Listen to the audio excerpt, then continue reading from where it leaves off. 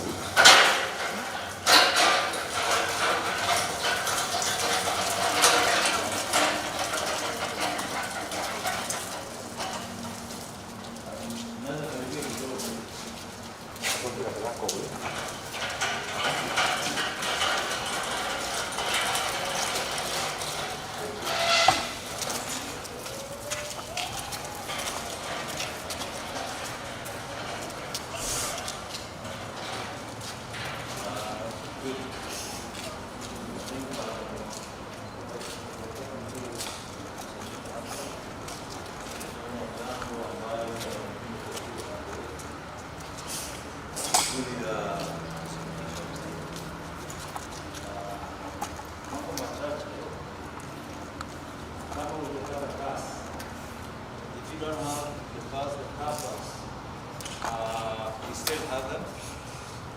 So please, if you have a vehicle and you are going with us, make sure you get pass for me.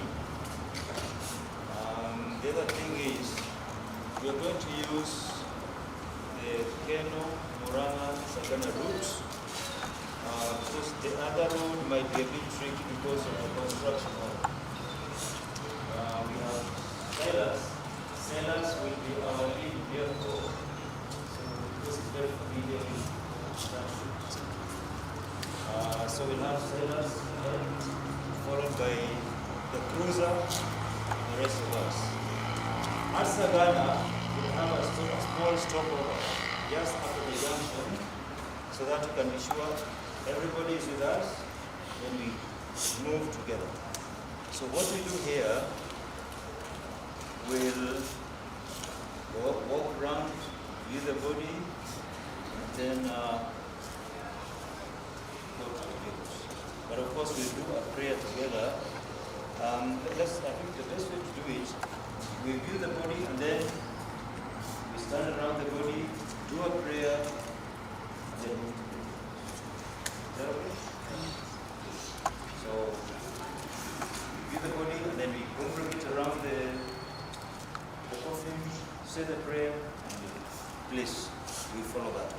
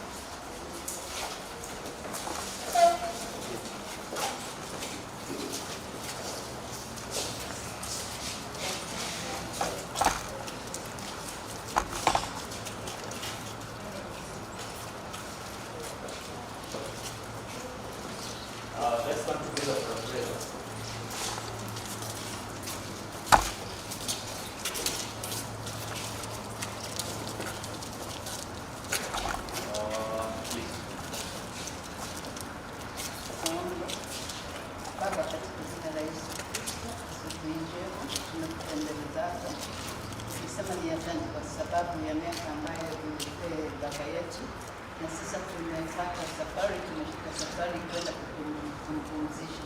Tukabidhi safari hii mkononi mwako, utulinde, give us journey mercies. Baba, ukitupeleka uturudishe, uwe pamoja nasi, sifa zote na shukrani zitakurudia. Asante kwa sababu barabarani kwenda na kurudi, wewe utaenda mbele na utatupigania. Tunaomba huzuni ambaye umetushika ukaweze kutuondolea na kututia nguvu, kwa sababu hii ni njia ya kumaliza kazi. Asante kwa sababu ya kila jambo, na ni katika jina la Yesu Kristo tumeomba na kuamini. Thank you very much. Let me benefit from your wisdom. Do we do a small stopover after the barrier to make sure that everybody is on board?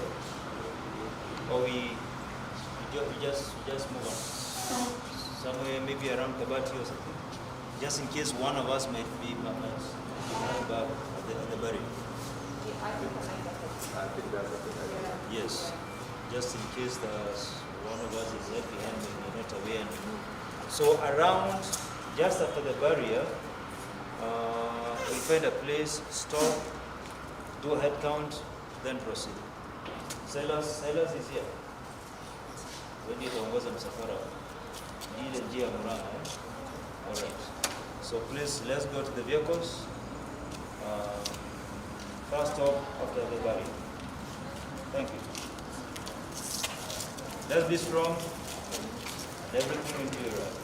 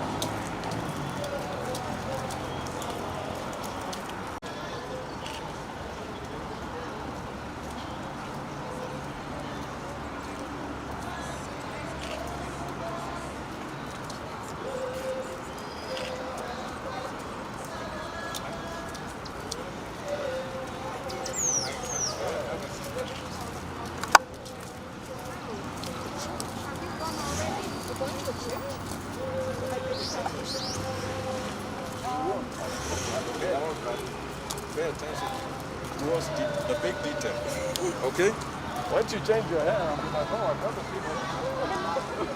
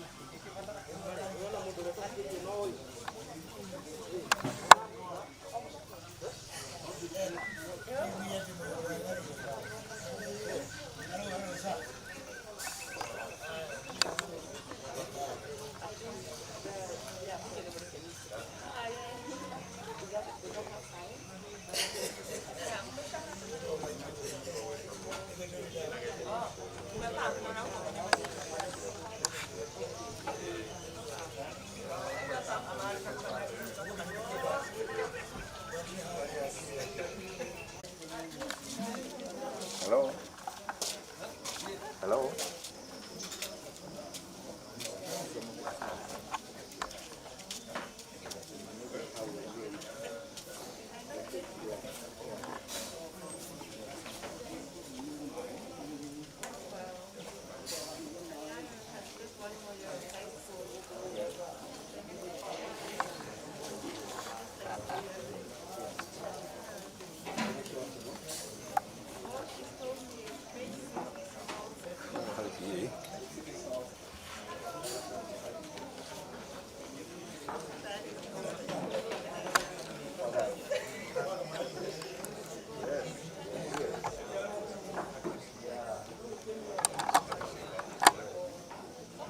Ikaro-inĩ kia Nairobi mwathani na makinya guku Kirinyaga amukira ngatho citu thiini wa ritwa ria Jesu na riu mwathani tukiambira igongona riri tukwenda kwineana moko-ini maku uturathime ututongorie ututungatire na muno makiria mwathani witikire kwa ithenya riaku muthamaki mwega Ngai twahoera family mwathani mahindi-ini me makihana maithori witikire kumomiriria ona kumahe thayu waku maundu mothe tungika thiini wa gikaro giki mwathani marogocire ritwa riaku turathime riu tukiambiria gitagati na kirikiro kiega ni turitia ritwa riaku o thiini wa ritwa ria Jesu Kristo mwathani witu Amen.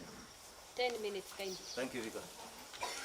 Tukuhurwo bisha very few na tukwambiria na nyina wako gina tona tu. Tuthi tugitumsanite uguo.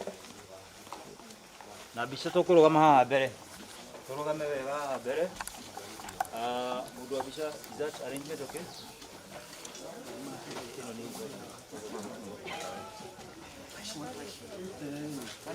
Mais.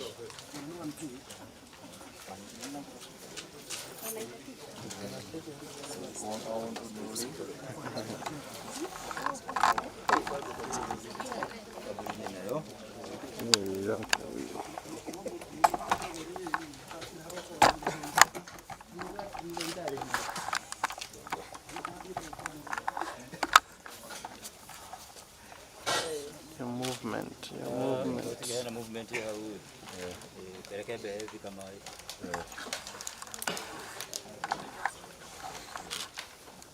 Hata ni done. Is it done? Yes. Good. Thank you. Bishege, the next photo is Mike Wagare, Joki, and Sika, please. And Harold. Harold? Let's have that.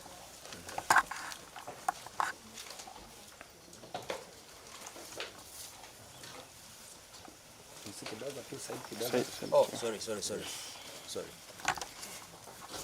Somebody is missing. All of us are here. Thank you. Yes. So on either side of my Cameraman. Yes. Give us the right orders.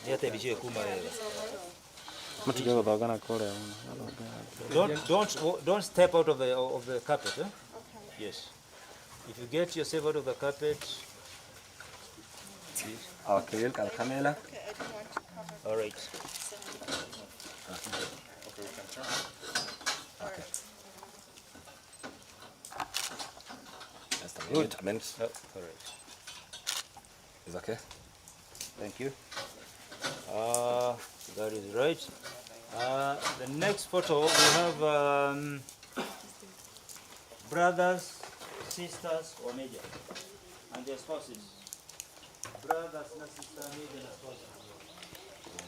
The Bishop, the Mahida, and Muruge, and their spouses.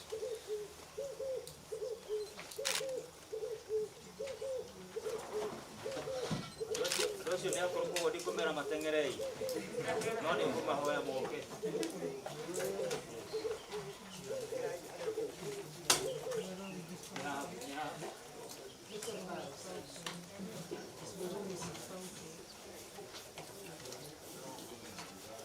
Tuingira hau kamugeka-inĩ kau. Kamukaini ka kinyai kamweka.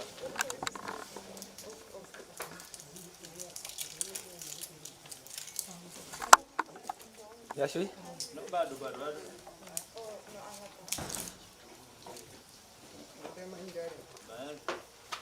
Mzee Mahida. Nani hapo? Nani rake na kahali hali?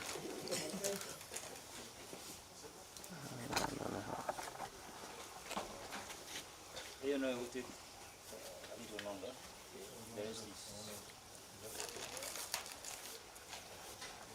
Tuko pale kidogo. O kabisa. Mami, tolea. Okay.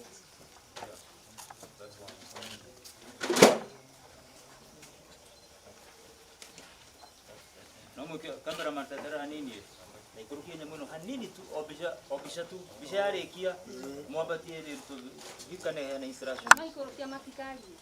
Yes, ona utiro kuhingura kanwa. Yes. Ni sawa. Good. Mtobatie hii plan. That is good. That is good.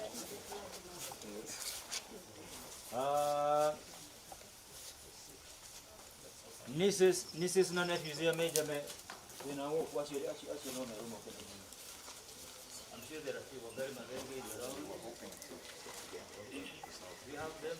Yes. Nieces na nephew ya major. That should be the second last photo. If they are here. You they had in you know the Muramu you had.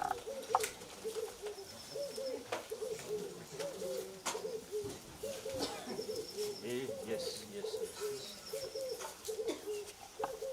And their spouses. And they will move automatically come in and their spouses. Just like that.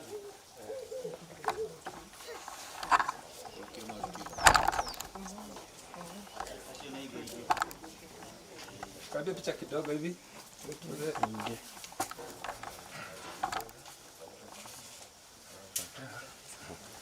Ora bisha ishishira. Hamsi. Tunaangalia bisha. Cause of space. Tunaangalia bisha. Tuko mbili tu tafadhali. Hapo tuko kwa carpet. Kwa carpet. Wenye wako kwa carpet kwanza. Sawa.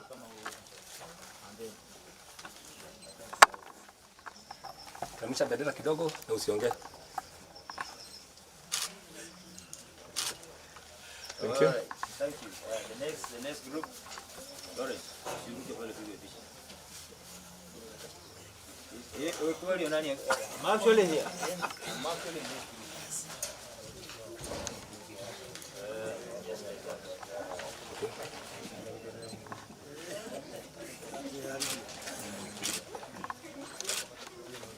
It's good. Thank you.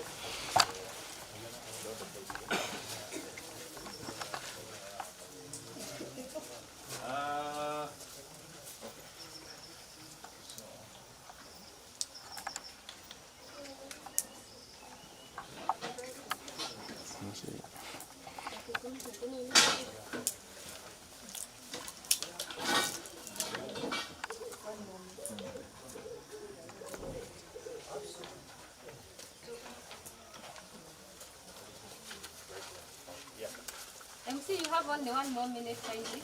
Okay. With everybody's permission, allow me to stop the photo session of that.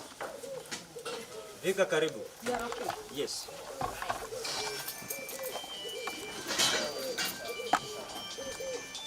Bwana asifiwe. Ndio kaitwa tena kiwango yeko wewe. Kana tingo. Hello. Praise the Lord. Amen. Ani thora we mwana ora mutiga ikare kuraihu muno. Ndio tutire na machini. Andu matiga kundutane muno. Turenda kwambiria service. Ara mena program. Rekoro urwe hau rwa mbere Jesu wa unyendete ni ngurira hari we turugame tuine nigetha twambiririe. Jesu we unyendete ni ngurira hari we riria bara inene nowe wakuhonokia ithoma wina ciaku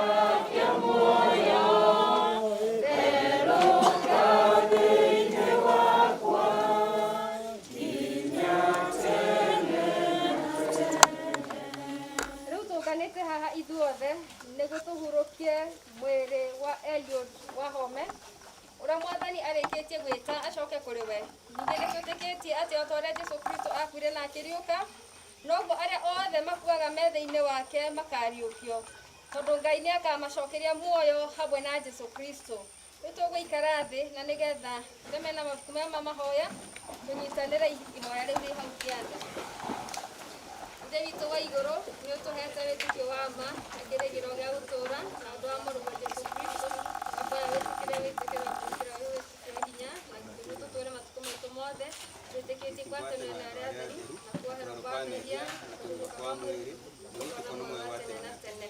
Amen. Ũndũ o wothe nĩ ũrĩ ihinda rĩaguo na nĩ kũrĩ mahinda ma ũndũ o wothe gũkũ thĩ. Kwĩ ihinda rĩa gũciarwo, ihinda rĩa kũhanda, ihinda rĩa gũtharia, ihinda rĩa kũrĩra, ihinda rĩa gũcakaya, ihinda rĩa kwĩhĩmbanĩria, ihinda rĩa gũtarũranga, ihinda rĩa gũkira ki. Tũkũrũgama na igũrũ nĩgetha tũthomerwo Zaburi.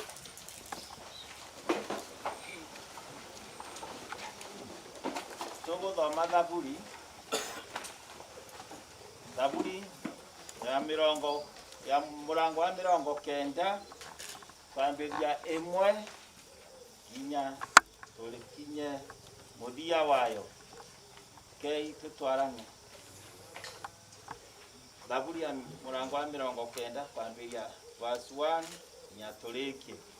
Mwathani we nowe ũtũire wĩ gĩtũũro gitũ kuma o agu na agu o mbere irĩma itenaciaro o ũtenanũmba thĩ ona mabũrũri kuma tene o nginya tene we warĩ o Mũrungu ũhũndũraga andũ magacoka gũtuĩka mũthegethege ũkoigacoka iciana ici cia kĩrĩndĩ amu harĩ we mĩaka 1000 no ta mũthenya wa ira o ũguo ũrathirire ũrehera ningĩ no ta itwanĩra rĩmwe ria samu wa utuku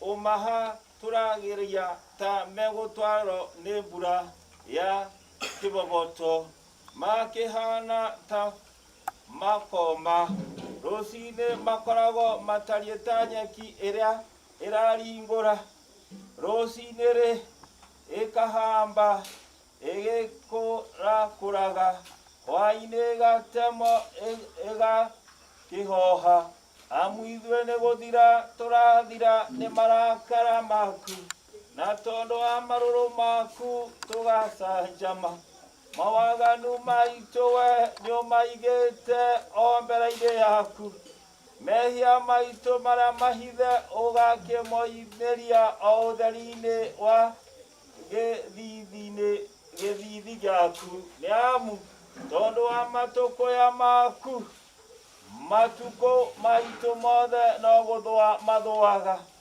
tũninũkagia mĩaka itũ o ta rĩũma rĩmwe rĩa ngoro matukũ maitũ ma mĩaka itũ rĩ no mĩaka 70 kana mũndũ akĩria kũgĩa na hinya akinyie 80 ĩndĩ nguthi iria cionekaga harĩo no mĩnoga na thĩna nĩ gũkorwo ithiraga o narua ithuĩ tũkombũka tũkairĩria no menyete marakara maku ũrĩa maigana akĩmenye matũkũya maku nĩguo agwĩtigĩre ta ũrĩa wagĩrĩirwo gĩtũmenyithie gũtara matukũ maitũ nĩgetha tũgĩe na ngoro cia kũhĩga garũrũka Jehova nĩ nginya rĩ gĩcoke kũiguĩra ndungata ciaku tha rũcinĩ ũroke gũtũkũnia ũtugi waku nĩguo tũtũre tũkũngũyagia na tũgĩkenage matukũ maitũ mothe tũkenie matukũ maiganaine na marĩa ũtuonetie thĩna ũmaringanie na mĩaka ĩyo tuonete ũru wĩko waku ũrono kũrĩ ndungata ciaku na ũkaru waku woneke kũrĩ ciana ciacio wega wa Mwathani Ngai witũ ũrokĩria igũrũ ritũ wĩra wa moko maitũ naguo we ũtũrũmagie ĩni wĩra wa moko maitũ kũrũmia ũkĩũrũmagia ithe witũ arogocwo ona mũriũ ona roho mũtheru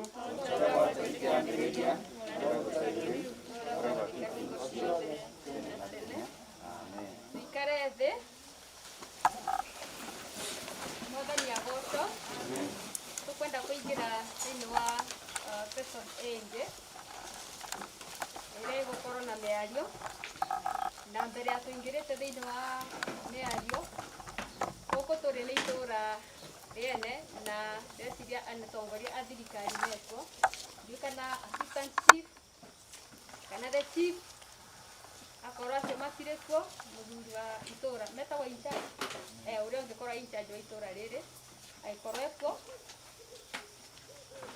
noke tũnyite ũgeni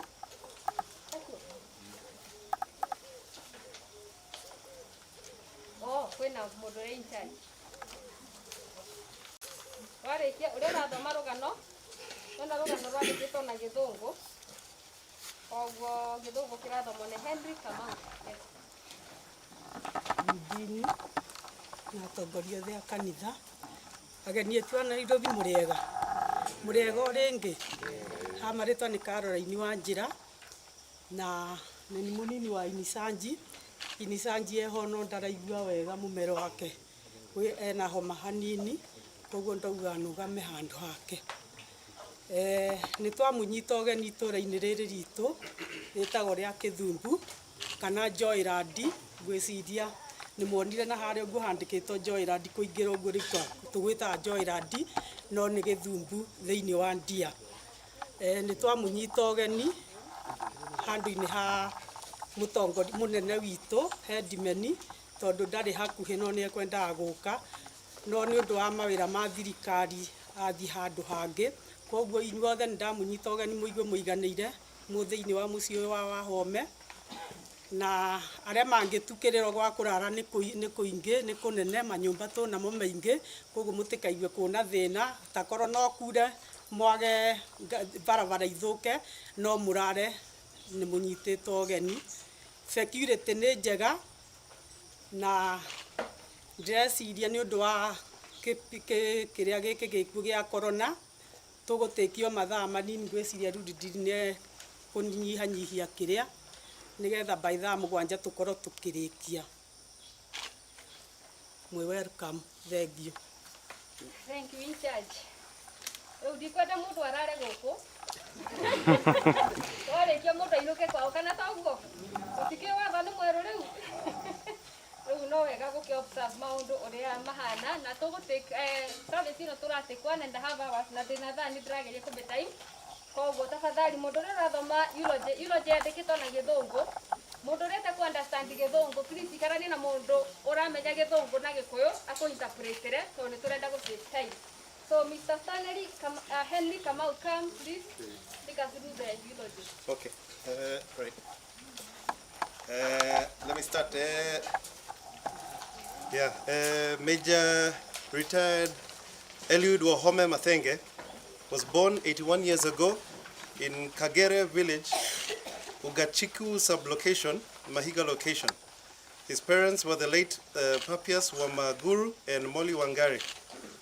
He was brother to the late Elizabeth Wanjiku, late Hannah Wamboi, late Rufus Koigi, late Lawrence Gadhinji, late Jairoth Waruguru, Faith Nyagaki, Henry Mahinda, Elijah Kibicho, and Mary Murugi. On baptism, he was baptized in his early childhood at Mahiga PCEA Church, Nyeri County. He was then enrolled at Gakuyu Primary School in 1947 and sat for the Common Entrance Exam and passed well. He continued in school until 1955 when he sat for KAPE examination and passed well. In 1956, he joined Kangaroo High School Form 1 to Form 4. He completed in 1959 upon sitting for his CE examination, which he passed with distinction. In 1960, he joined the Royal Technical College, currently Nairobi University now. The late Major Wahome worked as a teacher in Embu. In 1965, he joined the Military Training School of East Africa in February as an officer cadet trainee. As a junior cadet, Wahome performed well and was selected to continue his officer cadet training at Mons Officer Cadet School, Royal Military Academy, Sandhurst in the United Kingdom. Wahome once again excelled and was appointed a junior under the officer after commission as a second lieutenant. He returned in Kenya and was posted to Kenya Army Ordnance Depot in Kahawa and was attached to the Supply Sub-Depot where he started his career as a supply officer. In September 1966, Wahome was selected to attend supply officers course in the School of Ordnance in the UK. On his return to the depot, he joined the supply sub-depot and eventually was appointed as the officer in charge. As he advanced in his career and had already been promoted to the rank of major, he was eventually posted to the Supply Branch Defense Headquarters as Staff Officer 11, Organization and Administration. Later he was posted to Armed Forces of Ordnance Depot Kahawa as a Senior Provision Officer, from where he retired in 1981. On his marriage in 1962, he married Priscilla Wairima. They were blessed with 3 children. They are Mike Mathenge, Jane Wangari, and Rose Njoki. In 2000, he married Esther Wambura. They were blessed with 3 children, Rufus Koigi, Bernard Gathuri, and Margaret Mudhoni. Major Wahome had the blessing of 6 lovely and loving grandchildren. They are the late Melissa, Raisa, Ethan, Ayayo, JJ, and Sika. Major Wahome was respected and greatly famed for poultry farming and pig rearing in both his Nairobi residence at Garden Estate as well as his rural farm in Kagio. He supplied high-quality eggs and meat to many major hotels and institutions in Nairobi. His farms were benchmarks of the best farming practice and standards. Major Wahome retired to his rural farm here in Kagio in 2012, where he lived with his wife Esther Wambura and their children Koigi, Gadhuri, and Muthoni, and they continued farming. On his 80th birthday in August 2019, the larger family of Wamaguru came together to celebrate Mr. Wahome's 80th birthday, quite a milestone. It was a great day celebrating a family hero. In 2018, Major was visited by Mr. Kabuga, who was a childhood friend and also schoolmate in both Gakuyu Primary School and Kanguru High School. They had their good moments of remembering past memories and accomplishments. They also did a military march to remember their days in the military service. Major Wahome enjoyed good health for the largest part of his life. However, in 2016, he was taken ill. He was admitted in hospital for treatment and later discharged to go home. However, this became the beginning of his health challenge while in Kagio. In 2017, Major Wahome moved back to Nairobi to live with his daughter Njoki and her family. This was to facilitate specialized medical attention. Mr. Wahome has received great care and support from his children. We take this opportunity to sincerely appreciate them for making their father's final years as comfortable as possible. In the early hours of Sunday, the 18th of April 2021, Major Wahome took his last breath and passed on. The Lord has done what is pleasant. We give thanks. Thank you, Henry, for leading the eulogy. Rĩu tũrenda kũingĩra thĩinĩ wa the other speeches. Ndĩna mwaria wa family, friend, then after that, nĩtũgũkorwo na tribute. So ũrĩa ũraria handũ-inĩ ha family, aretwo Mr. Mahinda, na tondũ rũgano rwa Major nĩ rwĩyarĩtie, kindly, mũndũ oka kwaria, let us take the shortest time possible. Mr. Mahinda.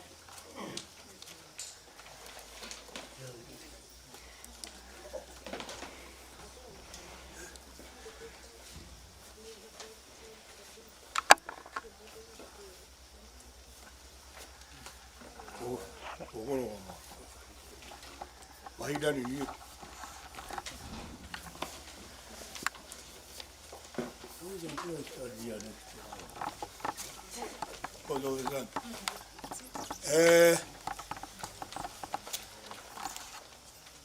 Niĩ nĩ ndutĩtwo Henry Mahinda, na nĩ ndĩraheirwo wĩra wa kwaria tribute ya Wahome, na itanambĩrĩria nĩngwendaga kũmũ appreciate inyuothe nĩ ũndũ wa gũka nĩ ũndũ wa mũthuri ũyũ, tũmũkomie handũ hega na maikaranie na andũ ake ho harĩ haha andũ ake nĩ mahũrio mbica. Wahome ũguo toguo mauga thĩinĩ wa eulogy ĩyo yathomwo, aciarirwo mĩaka ĩyo ya 1939, na thĩinĩ wa family witũ nĩ mũthuri ũkoretwo arĩ pillar, the pillar of the family. Kuma tũrĩa tũraciarirwo rĩu thutha nginya ithuĩ a tene, na mũrugu witũ arĩ ha, can bear me witness. Tondũ Wahome arĩ mũndũ very kind, nyina mwega ũrĩ ha twa guoko, acio nĩ iratĩ ithuĩ arĩa Wahome tũramũigĩte as a family nĩ handũ harĩ igũrũ mũno, na kĩndũ kĩrĩa gĩatũmire gũtuĩke nĩ gũkũhoteka ũguo mũno nĩ atĩ manyitanĩire na mũthee wakwa, makĩnyitanĩra na my father maũndũ maingĩ gĩthomo-inĩ nginya kanitha-inĩ, twanaka kanitha tũgekĩra ndirica ĩrĩa my father athomagĩra, tũhetwo mũticha ũcio nĩ Wahome, na ũguo nĩ kuga atĩ nĩ mũndũ ũrarĩ nĩ tuge the rock of the family. Rĩu rĩrĩa athire wĩra-inĩ no athire na mbere gwĩtũteithia, tũkenete tondũ kinya andũ ake a Nairobi nĩ amaigĩte wega, Andũ ake gũkũ no amaigĩte wega, ũcio ũthiĩ ti mũndũ ũngĩkĩganwo ona tondũ akomete haha. Ĩ mũtikiuga ĩ. Ndingĩriganĩrwo ngĩikara thĩ, nĩngwendaga kũruta kana kũ appreciate wĩra ũrutĩtwo nĩ andũ erĩ aitũ, ciana citũ igĩrĩ. Mathenge ũrĩ ha? Mathenge wakwa ũngĩ? Ndũrũgame haha. Njoki. Enda pale. Ũhora andũ acio mbica. They are the people who have made this occasion a success. A success, a real success. They made sure that everything went well. And they are the people who invited those people who are living abroad. Ogare is living abroad. What is your husband? You will come with your husband. The mahoro kabisa. So I appreciate your work because were it not for you, most of these things could have collapsed. We have, where are you, big man? Mathenge? Oh, Mathenge is here. Ukahoro kabisa mundu na hiyo utikirie. Ahoro kabisa ngao. Nĩndeciria ũmũmenyithia mwanake ũyũ ahũrĩtwo kabisa haha nĩtũhũrwo nake tondũ rĩu nĩwe mwene mũciĩ wa ithe wa Nairobi na nĩwe mwene mũciĩ wa Kagio wa ithe na nĩtwarĩtie nake na agatũ promise nĩekũgeria best one family icio ciothe nĩciathiĩ wega. Hallelujah. Na ndĩrenda ndarĩkia ndĩrendwo na ĩkaigana.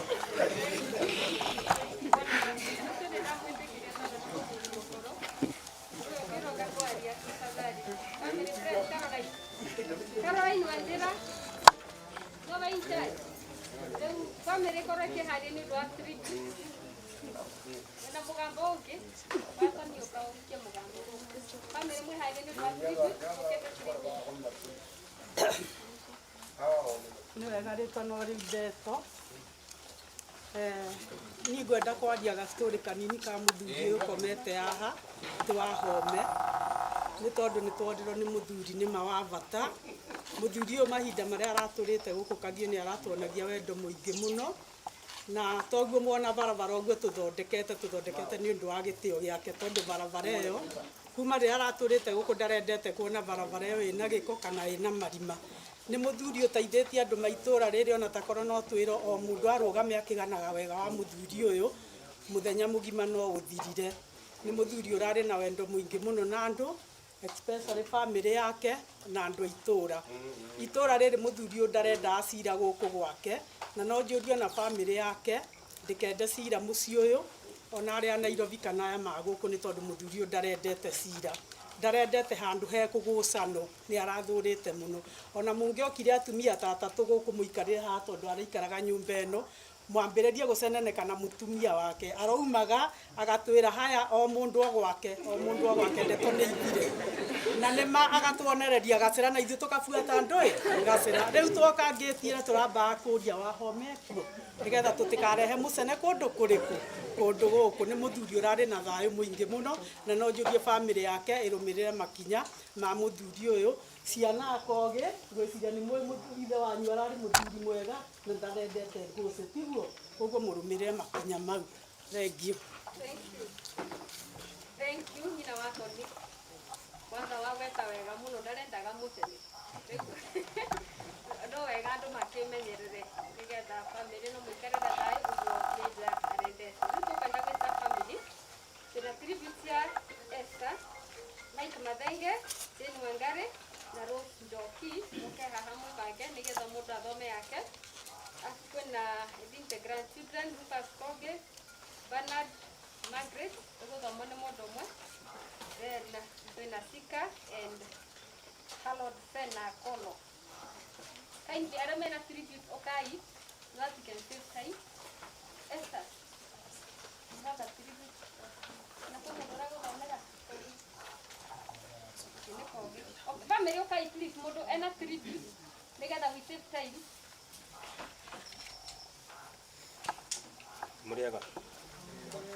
Andana na tribute ciothe cia ina ni family. To my lovely husband. You are the father of my children. It will be the remembrance and the flashback of my happy memories you used to make and the children happy and make the children happy. They used to enjoy most when you were with them in the house. When things became difficult, you always told us to come together for companionship. I will keep the promise of caring for the children and respecting the whole family. I will never forget you and the love you had for your family. Rest in peace till we meet again. Kogi, my lovely dad. You took care of me, took me to school, and taught me how to cope up with life. You always gave me advice which made me strong and brave.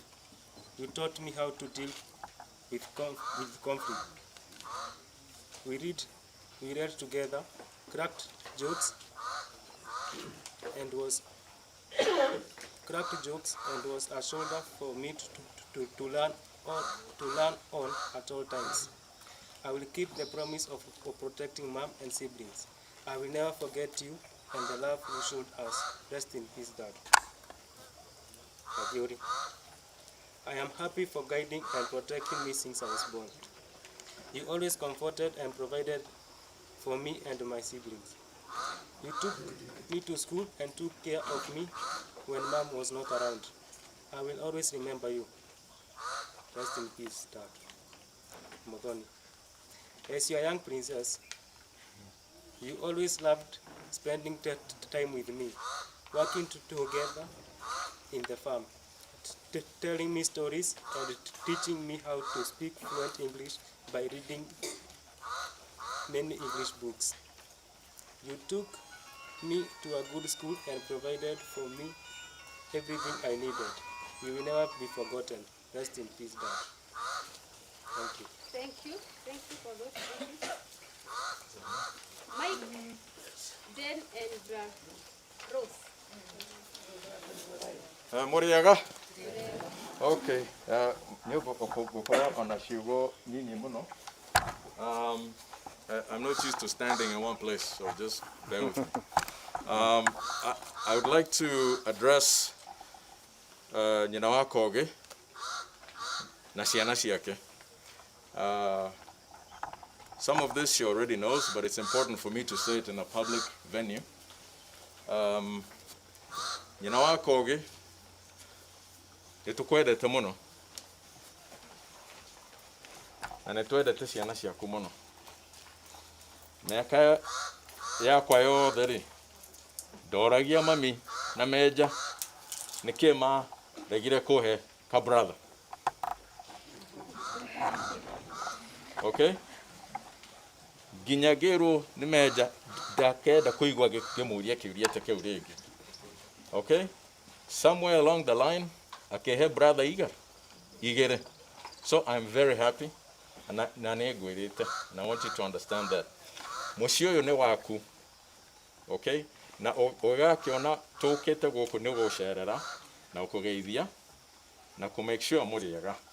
Na namba ciakwa wina cio no iria utwire uhuragira America. Okay? Ani gukuhoya kimwana kiria brother yakwa ri utige gwitunya thimu. Tondu gutire hindi mwana kimurayo uguo ingenda kwaria nake no nginya nyambe hoye nyina rutha. Uguo ti wega. Niguo? Okay, ni undu mwega, thank you.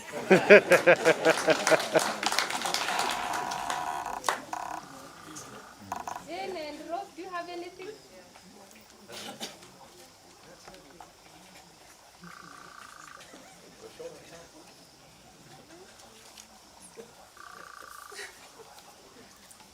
Hello, everyone. It's really nice to be here after traveling from Minneapolis through coronavirus airports and everything. So it's great to be here. I was told we're short on time, but I have a few things to say about Dad. It was really important for me to come and say bye to Dad with my brother and sister and my brothers and sister. And he was a good dad. He was a difficult dad, but he gave us so many things and taught us so much. So I just want to say 4 things that I will remember him for. They may not be the most important things, but right now those are the things that come to my mind. The first thing was, Dad loved to eat sweet things, and he got type 2 diabetes, and I love sweet things. I love sugar like crazy, and so that taught me, take care of your body, don't eat so much sweet stuff, and hopefully your body will take care of you too. And the second thing is, Dad didn't really go to church or he was not publicly religious. But one day when he was at the dining table writing something, he said he was writing his memoirs or something. And then he wrote a word, and then he put a rectangle around it. And then he asked me, "Well, Gadi, do you know this fellow?" I asked, "Who?" And then he showed me the name. And the name was Jesus. And I said, "Yeah." And he said, "Are you sure?" I said, "Yeah." And he said, "Well, then you're going to be okay." So Dad was apparently a closet Christian. So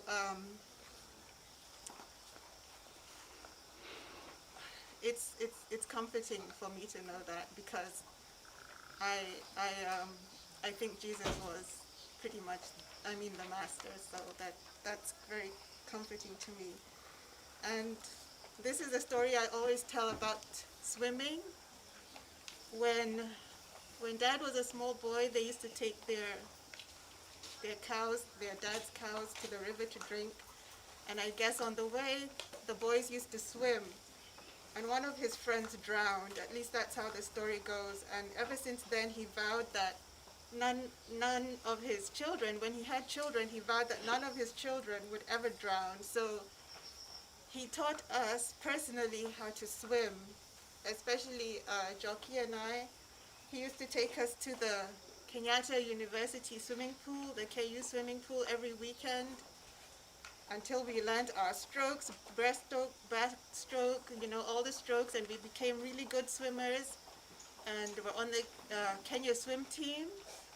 And the thing that means so much was not the physical accomplishment of swimming, but the fact that he spent the time with us, gave so much of himself to us. And although he was a hard dad and sometimes an impatient dad, when he was teaching us how to swim, he was patient, he made it fun, and that's a really nice way to remember a parent and to try to be a parent to my own children. And the last thing that I want to say about Dad is being, I guess, the middle child in the family, being the quiet one.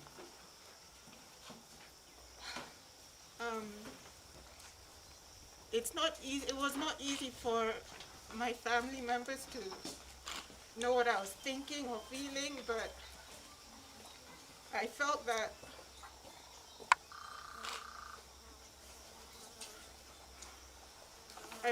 Dad always understood me, and I never had to explain myself to him. it's not that he agreed with what I wanted or what I felt, but I never had to explain. And I miss that. I miss talking to him. And yesterday, when we went to view him at the mortuary, I just looked. I was looking at this face. I saw the nose. I looked at it, and he wasn't there. He had gone. He wasn't there, and that was a good thing because he was free from the pain and whatever suffering he was going through. And like my son JJ says, he always says after Dad died, he says, "Mommy, don't be sad. Ruka's flying now. He's dancing with Michael Jackson." So it's nice to know that Dad is free and that he's happy. So I just wanted to share that with you. Thank you.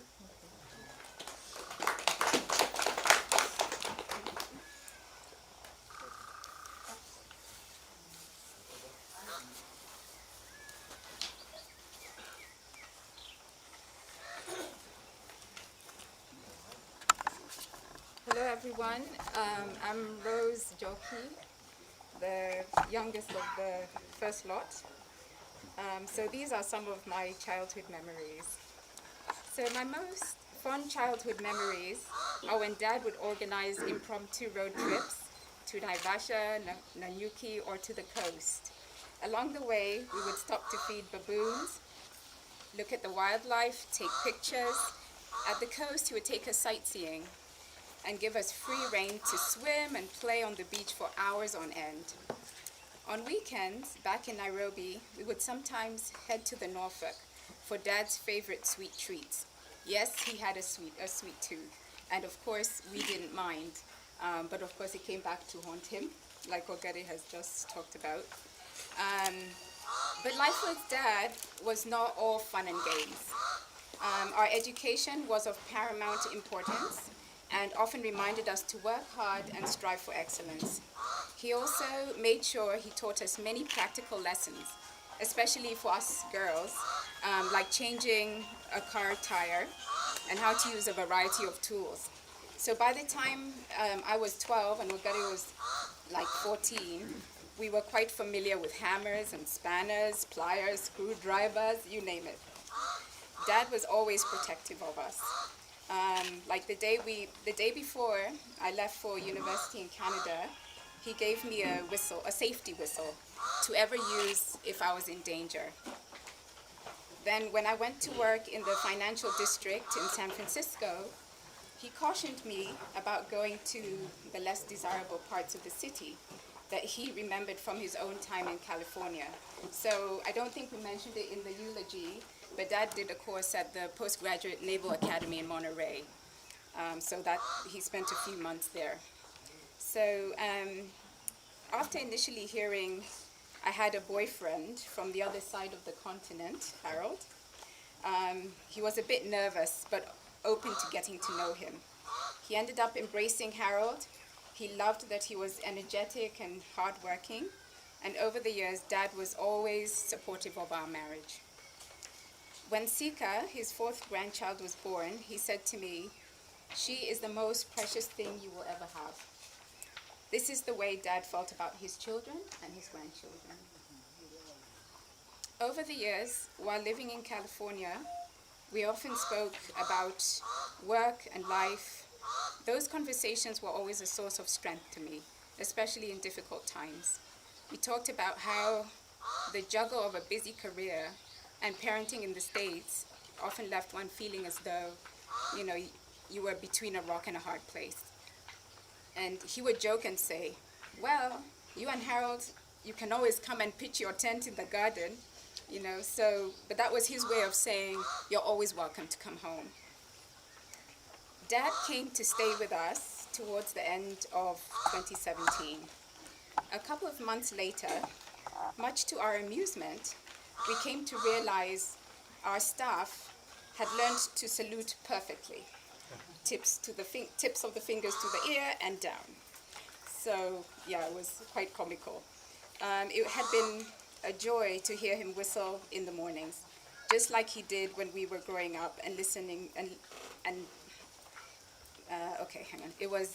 It has been a joy to hear him whistle in the mornings, just like he did when we were growing up, and to listen to him recount stories from his childhood. My favorite being, whenever he was in trouble over some mischief at home, he would run to his safe haven, his shosho's house, where because of tradition, his father could not approach to take him home. So he would spend the day eating and basking in his shosho's company. And by the time he went home, things would have cooled down a bit, so he was off the hook. His favorite pastime was reading, which he did until only a few weeks ago. And in spite of the many things he could no longer do, he was thankful that he could still see. He was thankful to the very end. His last words to Veronica, "Umenisaidia sana." Thank you. Thank you, Ruth. So we can have Sika and then then. Hi, I'm Sika, Joaquin Head's daughter, and I have been asked to give the tribute to represent the tribute for all of us grandchildren. So let's begin with Raisa, my older cousin. I remember when I first met Luca at Wahome, I was 7 years old, and he showed our family around his farm. He had a kind smile and was super eager to meet us and get to know us. He had the greatest laugh, and that's one of her favorite memories about him. So next, my cousins Isaiah and JJ. I'm so glad, despite living in the U.S., JJ and I got to see Luca. We would sometimes come early in the mornings or late at night, and no matter how tired he was or what pain he was in, he was always excited to see us and greeted us with a smile on his face. He brought JJ and I so much joy, and we will love him and miss him endlessly. And Ethan. So I met the major at age 5, and all I really knew about him was that my name Wahome came from his. I don't remember much about that trip to Kenya because I was so little, but I do remember him being pretty happy and always a lot taller than me.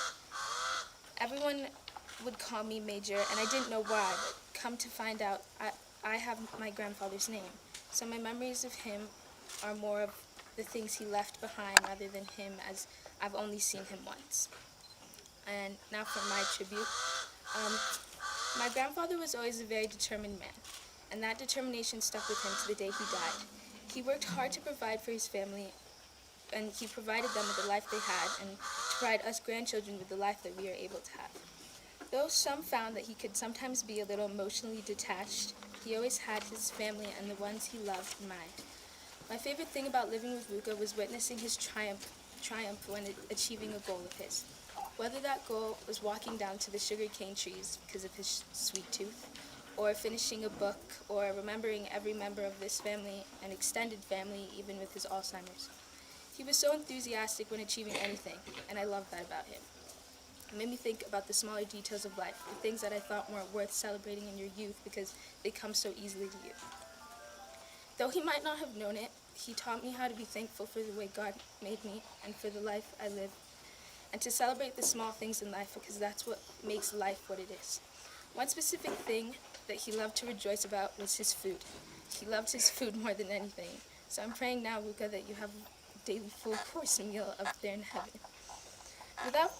Without fail, Luca was always excited to see me, to know how my day went at school and my plans for the next day. He cared, and he truly made me feel loved. Anytime I saw him, he gave me a sense of relief that nothing is the end of the world, and just keep living life day by day. He emitted so much joy with his beautiful smile.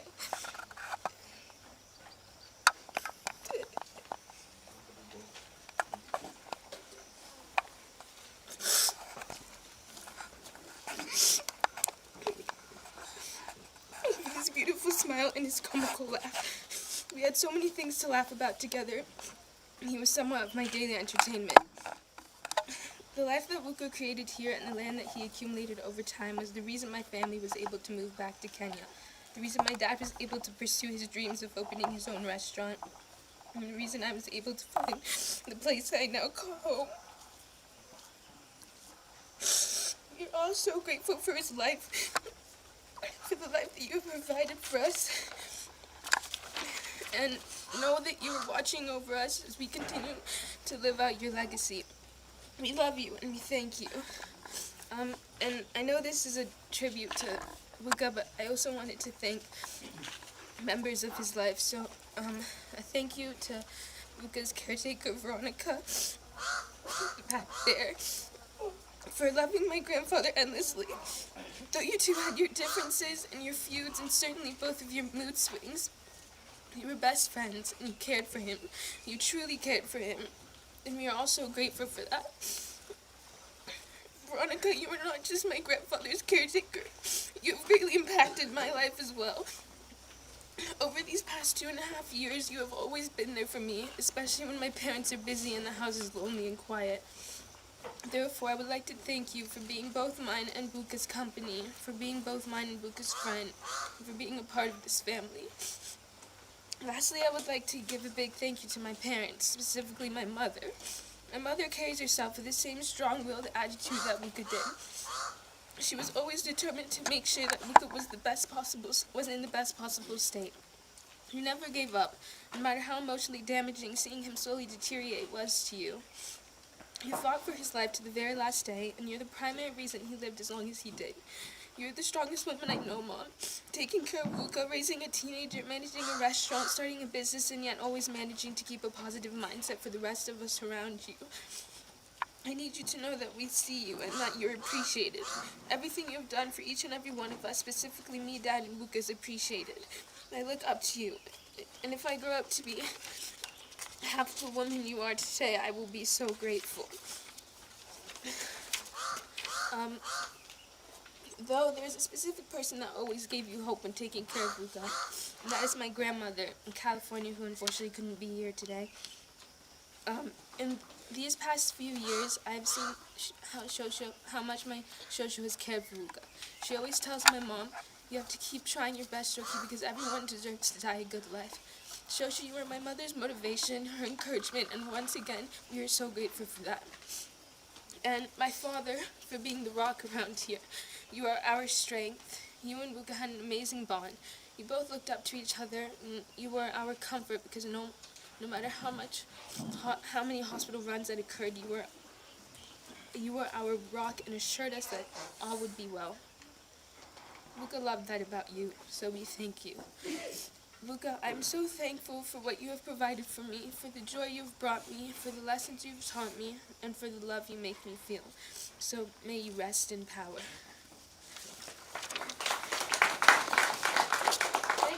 Well, now that I'm here, I might as well just continue. So I'm going to give a tribute on behalf of myself, Victor Uwo, Jane's husband, and Wagoi, Mike's wife. This man has given us, me particularly, a strong woman, a beautiful woman, intelligent woman, to start my family with. I'm pretty sure he's done the same for Vito and Jane, and done the same for Wagoi in Mike. I met him in 1998, and since then we've become very good friends. He salutes me every day I go to his room, or every day I go to take him out, sometimes to eat sugar cane, because he has good sweet teeth.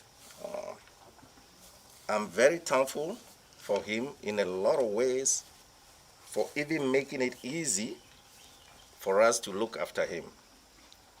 It looks like it was difficult, but it was the most easiest thing. Everything we gave him, he eats. He even learned how to eat tofu. I don't know if anybody knows what tofu is. He learned how to eat consomme. He learned how to eat couscous when we were trying to change his diet. very pleasant to live with, to the point where our dogs even love going into his room. So Major, thank you very much. And I'm pretty sure any of you here who meet Major, you've got his salute. He salutes everybody he sees. I'm pretty sure about that. So kindly help me, Victor and Wagoi, if everybody can stand up, and then we give Major a good salute, because that's what he does every time. So on the count of 3, 1, 2, 3. Rest in peace, Major. Thank you. Rĩu nĩgetha tũingĩre session yengĩ nĩũndũ nĩtwarĩrio mũno kwenda kũhe mũndũ kwendaga kũina kamweke. Ruth.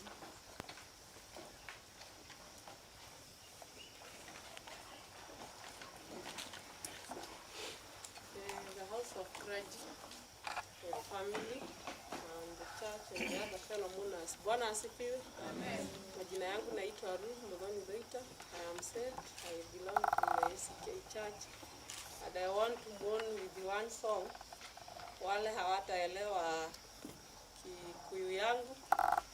The title of the song, because I'm a gospel artist, don't worry because of the troubles we are facing around the corner. Our Heavenly Father is on our side. Ambia mwenzako usijari.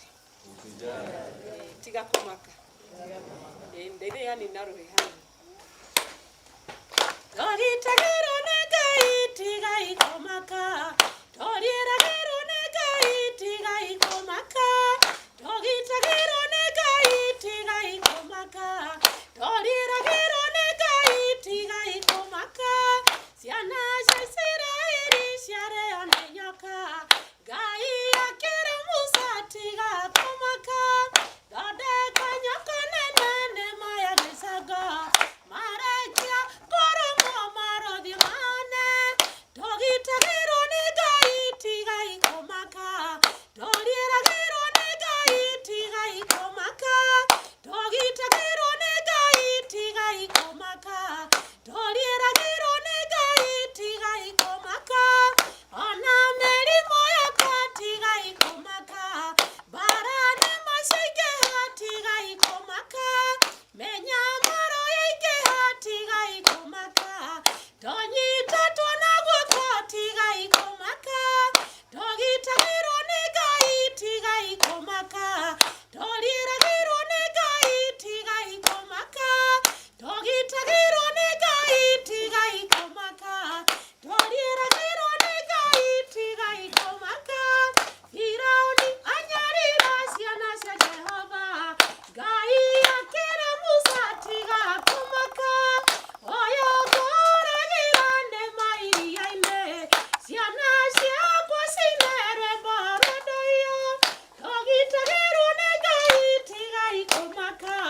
Dori tagiro negai tiga ikomaka. Dogi tagiro negai tiga ikomaka. Dori tagiro negai tiga ikomaka. Ona meri moya kwa tiga ikomaka. Barane masike tiga ikomaka. Menya maro yake tiga ikomaka. Donyi tatu na kwa tiga ikomaka. Dogi tagiro negai tiga ikomaka. Dori tagiro negai tiga ikomaka. Dogi tagiro negai tiga ikomaka. Dori tagiro negai tiga ikomaka. Mungu awabariki sana.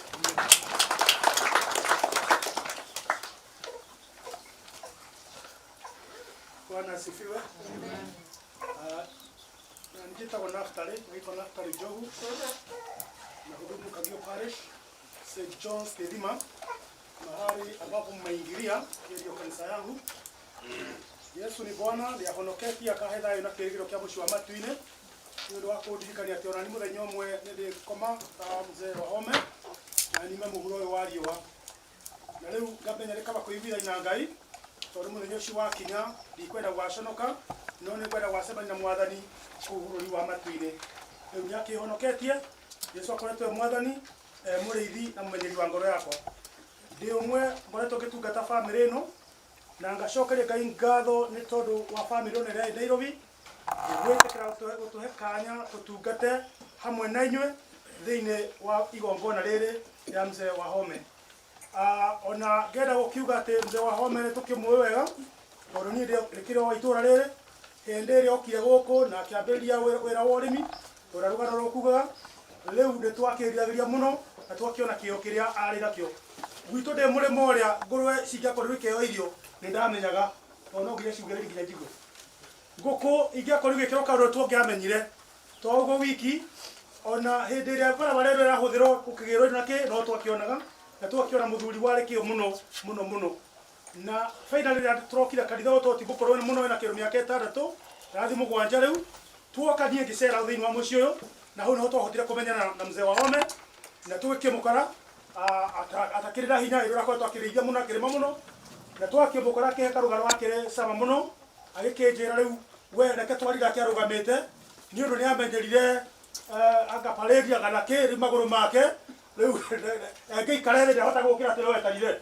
na riu akinjira reke twari ndikithatia nugamite na twikiaria wega muno na ria kiguire ndeto cia Ngai twakiaria agituthikiriria wega muno na tukagoca Ngai ni undu wa undu ucio mwathani arogoco riu ngikiona muthuri mwega wa tuthikiriria muthuri wa twitikiria tondu kuma tuthiaga tukaingato ni undu wa kigo kia Ngai no muthuri uyu ni atuhaga kanya kau agatuka tuthikiriria na tukagoca mwathani na tukamwambararia no ngwenda ukiuga tora tuga riu family no turabe tungata guku na tondu kanitha wa St John's Githima ni twanyitana na inywe kwetukira family no turatungata guku rekei maundu-ini mega ona maundu twakenanagira hamwe bwana asifiwe riu riria mungikorwo ria muthomagira Nairobi kanitha ria muthomaga riria mungikorwo mwena igongona ithuĩ no turehe nyina Kogi mwathani arogoco tunaweza leta mama Kogi tushirikiane pamoja kwa sababu sasa sisi ni familia moja na mkisikia mama Kogi kuna jambo hata nyinyi kujeni tushirikiane pamoja na jina la Mungu litainuliwa bwana asifiwe sana hata ukiita mchungaji wetu UK atahubiri anajua Kiingereza bwana asifiwe na nitamleta tutamleta kwa hivyo wacha urafiki huu usifike leo tu tukishirikiza mzee wacha iendelee na iendelee Mungu awabariki ukipita watu wale mmetoka Nyeri mlikuta kanisani ukipitia hapo ukitaka kuingia kusoma na sisi ingia na Mungu atakubariki barikiweni sana na Mungu ambariki Bwana asifiwe. Amen. Wadi, Belinda, Charity, our evangelist, the family, the organizing committee, and other protocols of staff. Naitwa Badia Mugweru wa Nyeri, nimeokoka na mpenda Yesu kama mwokozi wa maisha yangu. Ndio langu kwa Yesu. Mawazo yangu yote ni kwa aliyeumba mbingu na nchi. Familia, awapendwa na marafiki, awashika ndao katika haya mambo. Kimalizia nikifika tamatini. Jina la Mungu litukuzwe. Asante Bwana. Bwana Yesu asifiwe. Haleluya. Mimi naitwa Joseph Githenji Maondo. Nimeokoka Yesu Kristo ni mwema. Nimeniokoa na huwa ananikumbusha ni afadhali nikae ndani yake kila wakati. Tunahudumu na hii familia katika hii parokia ya Kagio. Mimi nikiwa mwinjilisti na nikiwa Lirinda. Na tunawapenda nyote. Familia vile mmekaa, maombi yangu ni kwamba Bwana Yesu azidi kuwabariki, azidi kuwatendea mema. Mtu yote akizaliwa, Mungu huwa anajua ataishi katika ulimwengu muda fulani. Baba yetu alipozaliwa, Mungu alijua, lakini hakuambia mtu yeyote siku ile akawa ni mzuri ya kumchukua mzee ati atakuja kuambia. Hangekuja kuambia, lakini siku zake za kuishi katika ulimwengu zilipoisha, alikuja akamchukua akatuachia mwili. Uzuri ni kwamba nyinyi mlimpenda mzee, sisi tulimpenda. Maombi yetu ni kwamba the peace of God that transcends human understanding be upon you all the days of your lives. Nitasoma neno ambalo litatuongoza na mtanikubalisha nisomee tu hapa ndiposa nisichome sana na jua. Nitasoma katika Warumi or Romans chapter 6 verse 11 to 18. Romans chapter 6 verse 11 to 18. Nitasoma kwa lugha ya Kikuyu. Yeyote ambaye hataelewa, tafadhali usimkubalisha aenda hivyo. Make sure you are a good interpreter. Na inywe omwe wionagei tari gukua mukwireire uhoro wa wihia muthenge hariguo naguo mwe ucio mwenaguo mutwi ati muri agutura muturire werekeire o Ngai mwe thiini wa Kristo Jesu. Tondu ucio ri mutikanareke uhoro wa wihia uthamakagire mĩĩrĩ yanyu iyo ikuaga ati niguo mwathikage ni meririe mayo na mutigakineanage ciĩga cianyu hari uhoro ucio wa wihia ati ituĩke ta indo ciaguo cia ita cia kwagana nacio, no rĩrĩ weheanei harĩ Ngai ta andũ makũrĩire na rĩu mwĩ muoyo mumĩte gĩkuũ-inĩ, nacio ciĩga cianyu mũciĩneane o harĩ Ngai ituĩke ta indo cia ita cia gwĩkaga maũndũ ma ũthingu nacio. Nĩ ũndũ rĩ ũhoro wa wĩhia ndũgacoka kũgĩa na hinya wa kũmwatha, nĩ gũkorwo rĩu mũtirĩ agũthamakagĩrwo nĩ watho, mũrĩ agũthamakagĩrwo nĩ wega wa Ngai. Gwatuĩka ũguo rĩ tũkiuge atĩa? Nĩtũtũre twĩhagia na ũndũ wa ũrĩa tũtarĩ agũthamakĩrwo nĩ watho tiga o wega wa Ngai? Tũroaga gũtuĩka ũguo. Mũtekũmenya atĩ mũndũ o ũrĩa mũngĩheana harĩ we atĩ mũtuĩke ngombo mwathĩkage nĩwe o ũcio mwathĩkaga nĩwe mũrĩ o ngombo ciake, ona kũngĩtuĩka nĩ ngombo cia ũhoro wa wĩhia ũrĩa ũtũmaga mũndũ akue, kana ngombo cia ũhoro wa gwathĩka nĩ Ngai ũrĩa ũtũmaga mũndũ atuo mũthingu.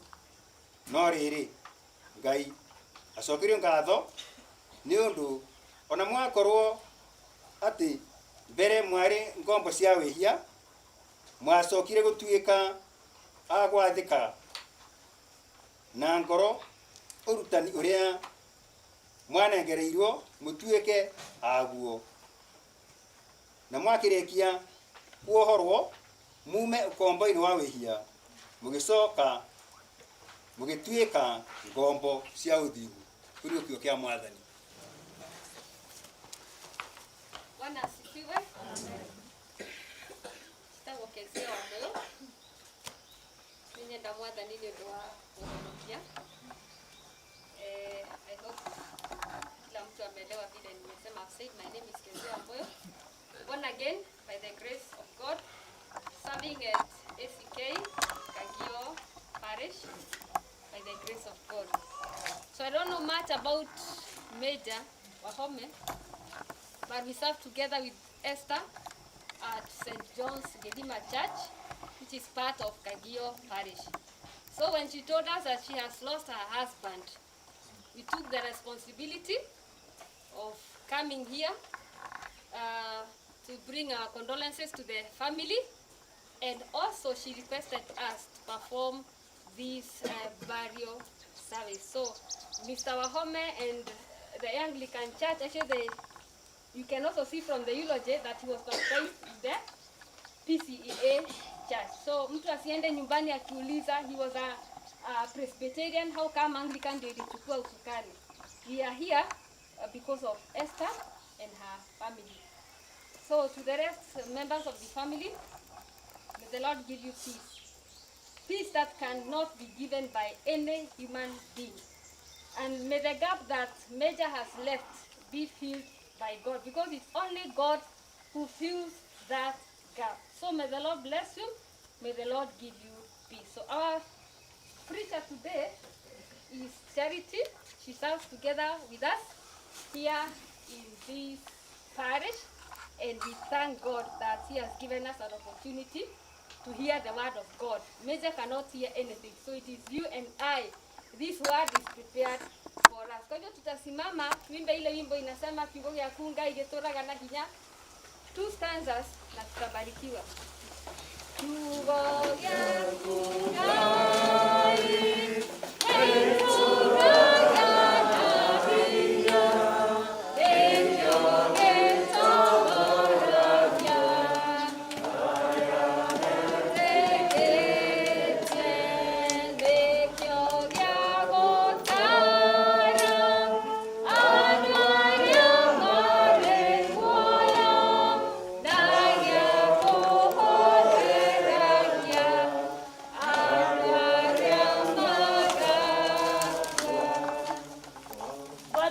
Asifiwe. Let us pray. Ngai mwana hinya wothe nĩ tũgũgũcokeria ngatho na tũgathe rĩtwa rĩaku inene nĩ tondũ wa ibinda rĩrĩ watũnengera. Thank you dear Lord because you want to speak unto us. Nĩ wega Ngai nĩ tondũ ũkũbĩtũkĩrĩra tungata yaku ũyakomete nĩ ũtwĩtĩte mũcemanio Ngai na nĩgetha ũtwarĩrie. Ebithe witũ wa matu-inĩ twahoya that you may speak unto us in a voice that we are going to understand, Jehovah. Reke kiugo gĩaku ithe witũ wa matu-inĩ kĩgĩhandwo thĩinĩ wa ngoro citũ na nĩgetha tũmenye atĩ mũthamaki mwega nĩ ũrenda twĩneane kũna thĩinĩ waku Ngai, na nĩ thĩinĩ wa rĩtwa rĩa Jesũ twahoya na twacokia ngatho. Amen. Tukae. Ndĩreciria nũgamĩte aba kila mtu nĩ aranyona. Aya me thutha, aya me aba the family na arĩa angĩ. Bwana Yesu asifiwe. God is good all the time. And all the time? God is good. And even now, family, God is still good. Yeah. Amefanya vyenye ameona inastahili. Njĩtagwo Charity Muthoni na makĩria moguo nĩ honokete nĩ nyenda Kristo nĩ tondũ wa kũhonokia. What I know that one day he'll also sleep like our dad. Hata wewe najua kuna mahali tulienda, the preacher wakati aliposimama akaambia watu, hebu salimia rafiki yako na umwambie omwega mokui. That means aliwaambia hebu msalimie omwega mokui, meaning you are also a candidate. Bwana Yesu asifiwe. So let us prepare ourselves because we are all candidates of it. Tutakufa siku ikifika. So to the family, may God give you peace. I know it is a trying moment, but may the Lord give you peace that cannot be given by any mankind. Bwana Yesu asifiwe. Leo nĩtũkũigua kiugo na njĩra nguhĩ mũno. Kĩu twathomerwa in the book of Romans chapter 6 verse 11 to 18. Na rĩu kiugo gĩkĩ kĩraria ũhoro wa kwĩneana kũna kwĩ Ngai. Offering ourselves fully to God. Bwana Yesu asifiwe. Na nĩngathire Ngai nĩ tondũ rĩrĩa in charge ekũbeanaga rũgano rwa our dad niugire atĩ nĩ aramenete ndoi mũcene. Nĩ aramenete gossip, alikuwa amechukia mũcene gossip. Na rĩu Paul akĩarĩria andũ a Roma nĩamonagia kana nĩameraga kũna ũhoro wa kwĩneana ciĩga citũ itungatĩra Mwathani. Na nĩamabeaga that guidance that they should not give themselves to the evil things. Kana matĩkĩneana marute mawĩra marĩa matangĩkenia Ngai na ciĩga ciao. You know, when God created us, ametupatia atubete ciĩga ciothe cia mwĩrĩ. Twĩna magũrũ, twĩna moko, twĩna maitho that we can see each other. Twĩna kanua ga kũrĩa na ga kwaria. Na rĩu Paul nĩendaga kwĩra andũ aya a Roma ũrĩa mabatie kũbũthĩra ciĩga. He was guiding them. Nĩkĩ? No, kũu Aroma kwarĩ na andũ metagwo Jews and the Gentiles. Na rĩu rĩmwe nĩmonaga nĩ tondũ Jesu Kristo nĩokire as if the law nĩ tondũ oka watho ũmwe nĩ wathengirio rĩu mageciria they should continue sinning because they are not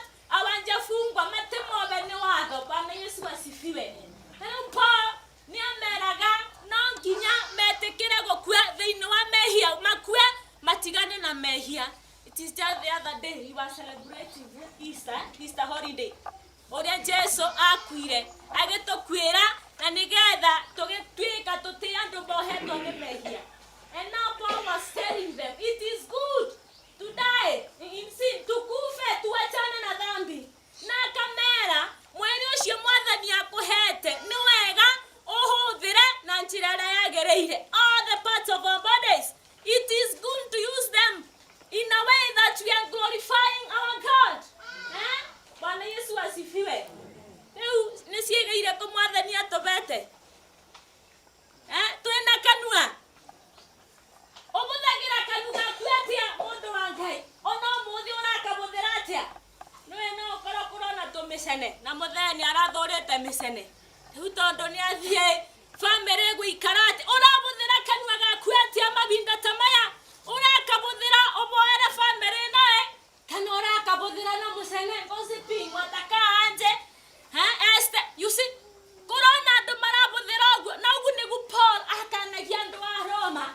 Matire kubuthira tunwa twao na njira ya musene. Kanwa kabuthagirwo atia ondonge atumia. Susu dagu musene. Na tia ondonge. Abotige baru.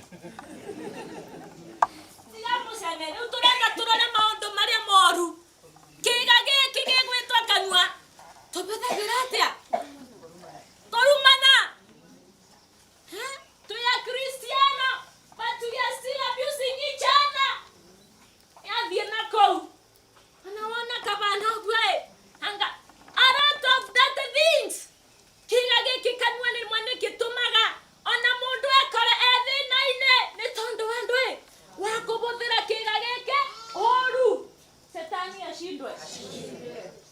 Paul ni ameraga wacheni kutumia kanua rutumiani wekatia kugoshithia mwathani.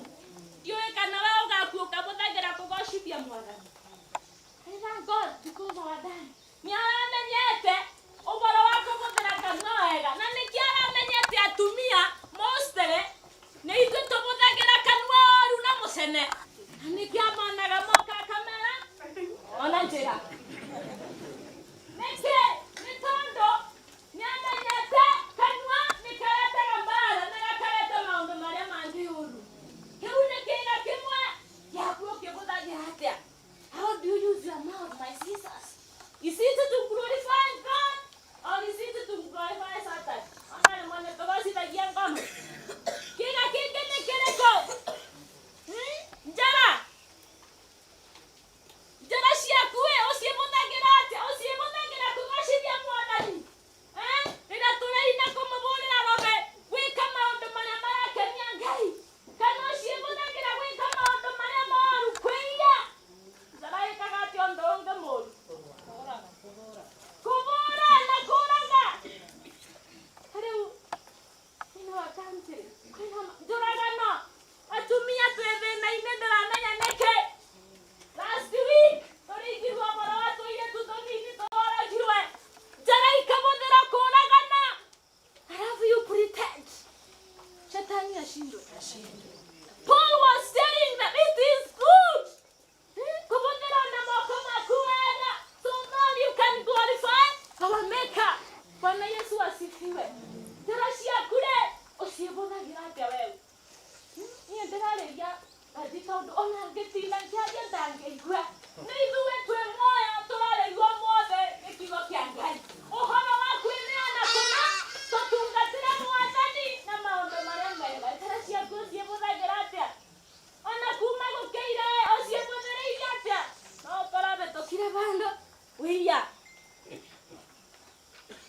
Thĩinĩ wa ibuku rĩa Ephesians, chapter 5 verse 25, Paul was still telling the Ephesians, do not use your hand. Ahora wa kuia akamera umai weine maundu acio ni mamoru ciega cito tugaciĩbũthĩra kwĩna njĩra citũ tugaciĩbũthĩra ũhoro wa kuia. Tarumbe mbirare njũai.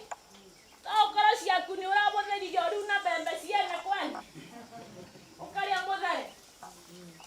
Mwathani arenda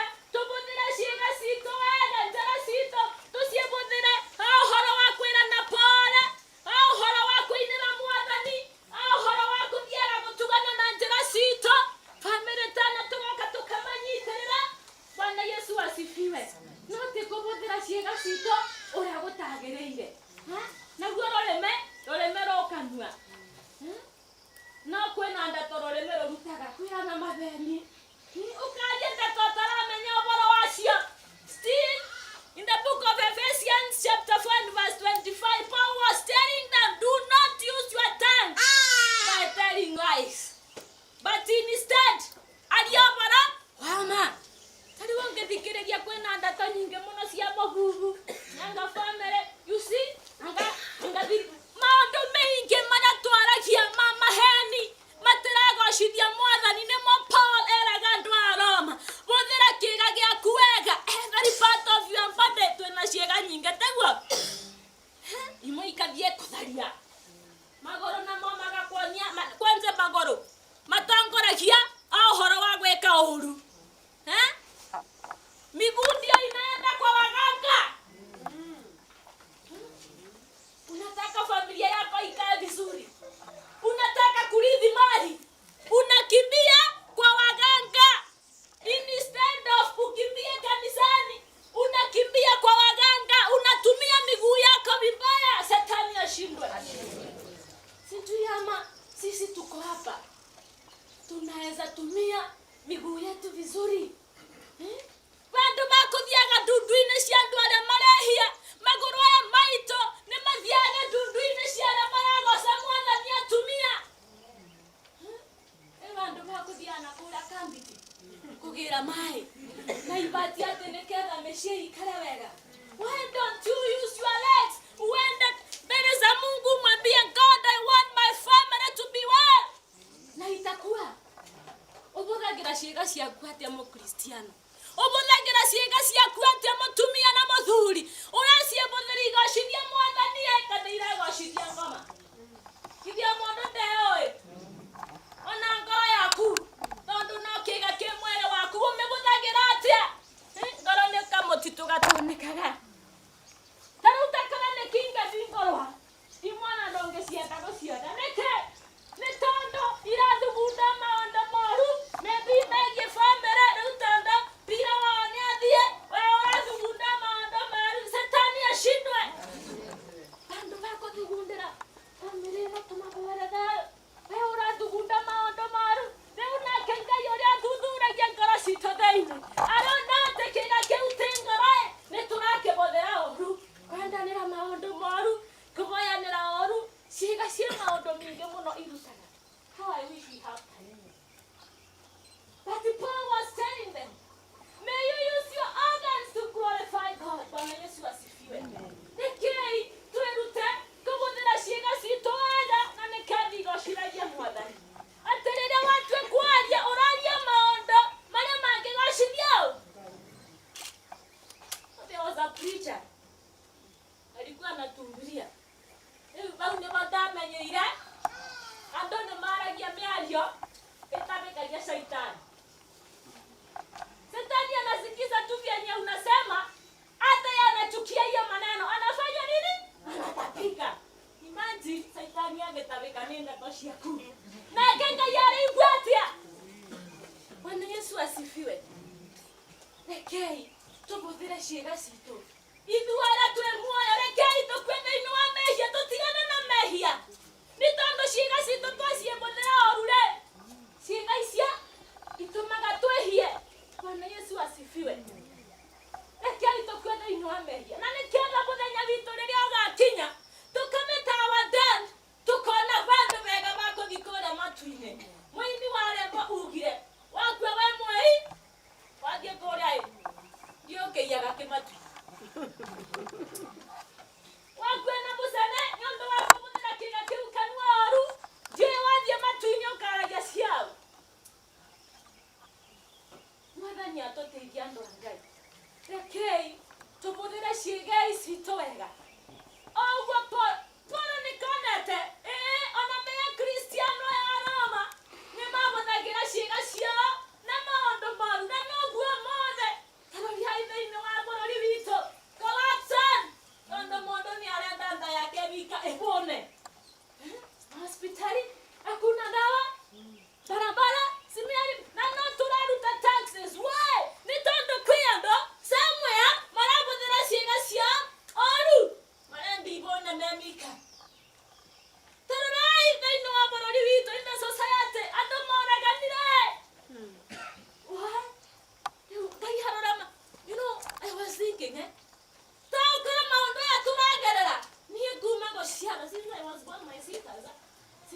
ukiona kitu kama hiyo. Ndio akileta bando, akona tonwe toto twita, tureka maondo maru, e undarato bingire. Ala karonero kire, kai, you know maondo amana ko, you sekondere no ko ni mura karu. Ngai ni arakaraga. Omo si adio karakara, nyondo wametuga ya mwana na ngai. Ngai na atorario gwe onelu, inyuwe siega sianyu, mura sie bondera maondo meikano, akarakara. Leo kamwe ne torathi ndio, no. Bati manji, sijawahi ona hivi tatu tu. Kama niona ninduraga rera, kamba geikukia. Mwathani atoteithia andu akani. Rekei tũhũthĩre ciĩga citũ wega. Igocithie Mwathani. Rekei tũtikahũthĩre maũndũ-inĩ ma ngoma. Nĩtũmoe. If we start mentioning today, it is still next week. Nĩkĩ? Because ũrĩa memaingĩ evil things. Instead, Paul was telling them, rekei twĩnyitithanie na Kristo. Ciĩga icio citũ nĩ tondũ ithuothe tũnyitanĩte na Kristo. Rekei ciĩga icio inyitanĩte na Kristo na nĩ ithuĩ Akristiano. Rekei tũkue thĩinĩ wa mehia. Rekei ciĩga citũ igocithie tu o Mwathani. Tarĩona no ngoragwo mũndũ arabanga kũrĩa kũthiĩra tuma mathiko kĩga gĩaku. Ũgũthiĩ gwĩka atĩa? Ũgũthiĩ maũndũ-inĩ ma Ngai kana ũgũthiĩ maũndũ-inĩ ma Ngai? Paul was advising them. It is good to use our bodies to glorify God. Rather than kũhũthĩra ciĩga citũ gwĩka maũndũ marĩa moru. Ngai atũteithie andũ a Ngai. Kumagia mũthenya wa ũmũthĩ nĩ twamenya. Twanjie kũhũthĩra ciĩga citũ na njĩra ĩrĩa yagĩrĩire. Na nĩgetha tũgocithie Mwathani. Rekei tũtigane na mehia. Nĩ twakuire thĩinĩ wamo. Rekei tũtigane na mehia nĩ maingĩ marĩa matũrigicĩirie. Kwĩ mũndũ ugire ndara ya gũtwara kuiyo mĩtinie. Ona tĩka wa mĩtinie na wakona muoyo. No tirĩtĩra rĩo mĩtinie thenge. Nĩ kũmĩra we niĩ nyitanĩte nao na Kristo ũrĩa athũire mehia. Rĩrĩa kanua gakwĩra rĩu wathiĩ kũmoya cumbe na ndeto cia bamĩrĩ ĩno ya Mathenge. Ugakera no kama ndita cumbe oĩkorwo ngũrĩa cumbe nĩ ũndũ wa mũcene. I better take saltless food. Nĩ atumia nĩ tũthiaga kũmoya cumbe na kĩbanga ta rĩu nĩ bingo ya marĩma. Ũkahũthĩra kanua ũru. So Ngai atũteithie andũ a Ngai. Ciĩga ici Mwathani atũmĩire tũciĩhũthĩre kũgocithia rĩĩtwa rĩake thĩinĩ wa rĩĩtwa rĩa Ngai Ithe, Ngai Mũriũ na Ngai Roho Mũtheru. Nĩ twagũcokeria ngatho Ngai Mwene Hinya Wothe. Nĩ wega Ngai nĩ tondũ wa gũtũruta na kiugo gĩaku kũhĩtũkĩra mũcemanio ũyũ Mwathani, atĩ nĩ ũkwenda tũhũthagĩre ciĩga citũ wega ikũgocithagie Ngai. Rĩu kũrĩa Shaitani aratuingagĩrĩra na nĩgetha tũciĩhũthĩre ũru, twahoya Mwathani ũngĩratũteithia na nĩgetha kumagia mũthenya wa ũmũthĩ magũrũ maitũ, moko maitũ na ciĩga ciothe iria watũheire igocithagia rĩĩtwa rĩaku. Na nĩ thĩinĩ wa rĩĩtwa rĩa Ngai Ithe twahoya ona twacokia ngatho.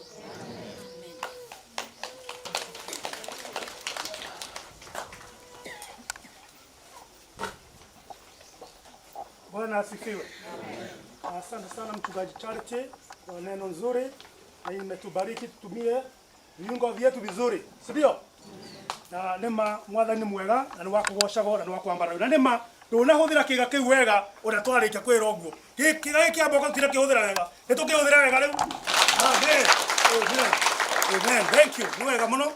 Nĩ ũndũ wa hau twakinya. Ngai dia tũrathimĩte na agatwĩka maũndũ manene na maũtugi. Tuthiĩte tũrĩkĩrĩirie service itũ ya igongona rĩa kumagaria mũtheti Wahome Meja. Na rĩu kĩrĩkano nĩ gĩtwĩraga igongona nĩ rĩtuĩkaga ikinyanĩru hĩndĩ ĩrĩa ona tũngĩheana indo citũ nĩ ũndũ wa gũtungata wĩra wa Ngai. Mwathani arogocwo. Rĩu ona no wega ũkĩmenya atĩ kanitha no ũrathiĩ na mbere ona covid cioka. Wĩtiguo. Na rĩu nĩ ngũkĩenda gũkĩũria akristiano arĩa tũkũhunjagĩra tũgũtungataga twĩtĩkĩre kũrathima wĩra wa Ngai na kĩrĩa Mwathani akũrathimĩte nakĩo. Na Ngai witũ nĩ egũtuĩka wa kũrathima. Nĩ kũringana watone aturehere bagi njega mbere na nigetha twiharirerie kuruta igongona ya kwaririria ona family ino. Bwana asifiwe. Onawe no kwira Ngai ni wega ni undu wa Ngai guguteithia. Nikurokire covid na ndu urakua uri o muoyo. Nikurokire ndu uraumire rege umire Nairobi woma Mombasa umanyire Ngai yakurehe guko na niturete kindu we gugucokia Ngai ucio gukurathimete uguo no wega umwira ni wega na kiheo giaku na mwathani akurathima. Thutha ucio ni tukuria family ni kurigiriria guka kurehe iheo ciao na nigetha marehe ona bakiga moko-ini ma Ngai hamwe na ici ingi tukorwo tukiruta. Bwana asifiwe. Aini awito githima mego guko nyina wale ici na aria itikira igoka na nigetha ithuothe turugame tugoce mwathani tukirehaga iheo citu haha uguo na mwathani guturathima. Family mwitikira nyumba kurigiriria nigetha muke mwake undu gike mucokeri murugame ha mutungatiri ahoele family hamwe na iheo ici. Leu aini aratwi nao Ares ukokaira goko Mama Revis Nanya era Mama Revis aya giturugame na ringi mugiukangite nyina Revis turugame na iguru nigetha tuheane iheo citu cia gutungata wira wa Ngai kurithira kana gikeno ritwa ria Ngai no rikagiatia no rigocago itu ngikia kurigoca niki Ngai ucio tukinyithitie ino ni mbica turona ni kuri arata itu marathire magatutiga we muoyo niki ngigiria wira Ngai ni wega tugocirie mwathani na iheo citu na mwathani ni guturathima. Haya ritwa nyimbo turugame maguru baitu aikondu i murwaru na nigetha tugoce mwathani tukarehaga iheo citu. Wende menyete tena ndemugeni jetereire amuthenya mweru nikenera oya umireru niguo baba torie muthenya ati uka Jesu ukanigwetereire ukamuthi oya kirĩrĩria ngoro yakwa ĩiyũrwo nĩ thayũ nĩguo baba torie muthenya athi urutaga muthĩni kĩara-inĩ gĩa mahuti ũkamwamaragia nĩguo marĩ anĩre manene we wĩ Ngai na nũhana mũndũ ũka Jesu ũkanĩgwetereire ũkamuthi oya kirĩrĩria ngoro yakwa ĩiyũrwo nĩ thayũ nĩguo baba torie muthenya athi kwarĩ mũndũ arĩ mũtumumu rĩtwa rĩake etagwo Batimayo rĩrĩkire Jesũ akĩhĩtũka akĩmwĩra Jesũ njiguĩra atauka Jesũ ũkanĩgwetereire ũkamuthi oya kirĩrĩria ngoro yakwa ĩiyũrwo nĩ thayũ nĩguo baba torie muthenya athi thĩna waka twĩtaga Mwathani rĩtwa rĩake rĩkĩrĩte mothe atwenire rĩrĩa tweigĩtwo agĩtũiga mũbango-inĩ wake ũka Jesũ ũkanĩgwetereire ũkamuthi oya kirĩrĩria ngoro yakwa ĩiyũrwo nĩ thayũ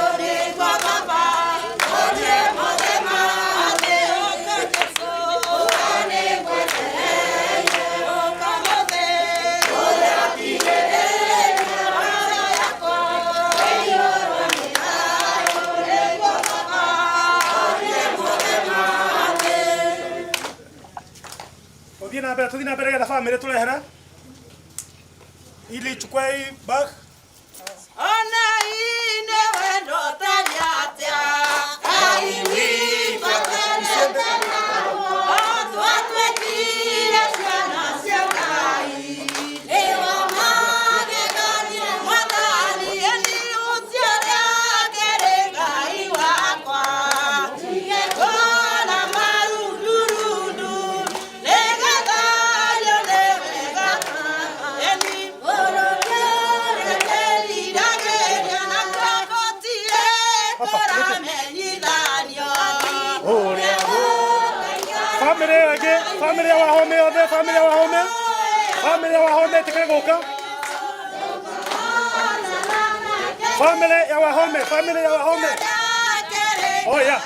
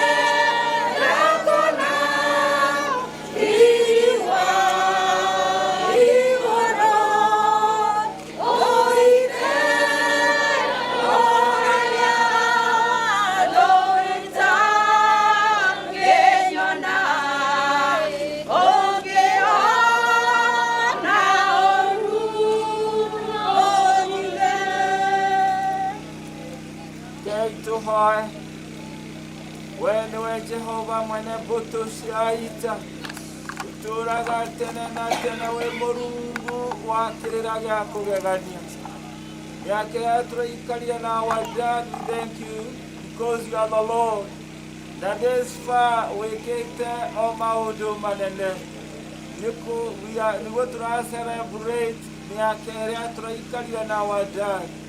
Ni wega tondu hau twakinya ona kuria gutigarite we uro Ngai wi hamwe na ithuĩ utumenyerere na utugitire hamwe noguo Mwathani umĩrĩria bamĩrĩ ĩno umarũmbũye utuĩke ũteithio wao hinya wao gwata mwĩrahĩro wao mũndũ ona ũrĩa ũngĩ akona mwarĩ wa nyina ona ũrĩa ũngĩ akona mũrũ wa nyina ngoro ciao-rĩ kũgĩe na ũhoro ũyũ wa gũkuanĩra mũndũ mũrigo na ũrĩa ũngĩ nĩ ũndũ aya nĩ nyũmba ĩmwe. Tuĩka ũteithio wao hinya wao ũmaikarie marĩ ũmwe maikare na thayũ waku thayũ ũrĩa ũtangĩmenyeka nĩ mũndũ mũigana waguo magĩthiĩ magĩcoka. Allow them to be under your favor na igũrũ ya maũndũ mothe rĩtwa rĩaku wa mũthingu-rĩ rĩgocagwo na rĩkumagio. Nĩ wega tondũ tha ciaku nĩ njega ũrokinyĩria nyũmba ĩno ũrokinyĩria hawa wapendwa ona arĩa moimĩte all the way from Minneapolis, United States of America. Tuĩka ũteithio wao, give them good journey mercies ona arĩa moimĩte kũndũ na kũndũ aya ũromarathima hau twakinya twarora kũrĩa tumĩte tũrauga wĩ Ebeneza. Rĩu twahoya ũrathime bamĩrĩ ĩno wa mũthingu onacio iheo ici twaruta ona bamĩrĩ ĩna kĩgongona ĩrahanda. Kĩgongona gĩkĩ kĩromarĩrĩria, kĩgongona gĩkĩ kĩrotuĩka kũmaragĩrĩria hamwe noguo Mwathani-rĩ kĩgongona gĩkĩ-rĩ gĩtuĩke ũteithio kĩmaragĩrĩrie ũtukũ na mũthenya. Hingo ya maririkana their dad, hingo ya maririkana baba witũ Jehova Ngai we nĩwe ũrĩkoragwo wĩ hamwe nao. Rĩu twahoya ũrathime iheo ici Ngai mũmbi na bamĩrĩ ĩno-rĩ ũmaikarie wĩ mũrĩithi ũrĩa mwega ũteithio wao. Twahoya ũguo thĩinĩ wa Jesu Kristo Mwathani witũ. Mwathani nĩ njũĩ kũrĩ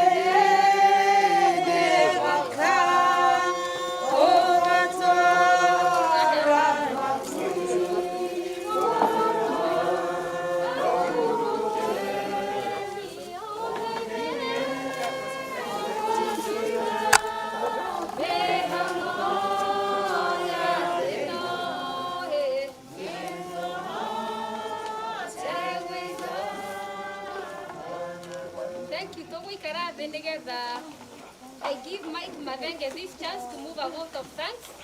Nĩgetha tũrarĩkia ũguo tũgũthiĩ harĩa kaburi-inĩ, koguo arĩa me haha please tent ĩno tũthondekere i njĩra tũkũhĩtũkĩra ho. Mike. Mũrĩega o rĩngĩ. Kwerwo atĩ hũthĩre ciugo citũ wega. Koguo reke ngerie kũhũthĩra gĩakwa wega.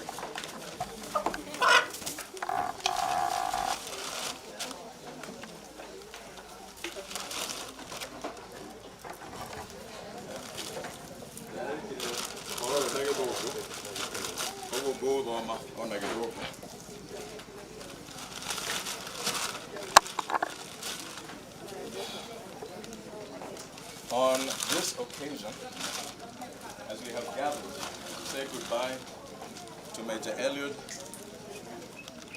Mathenge Wahome, or as he was popularly known, the Major, it is both humbling and a real honor for me to stand before you and to thank all those people who joined hands to plan, to organize, and to pull together this wonderful celebration of his life. Hold on a second.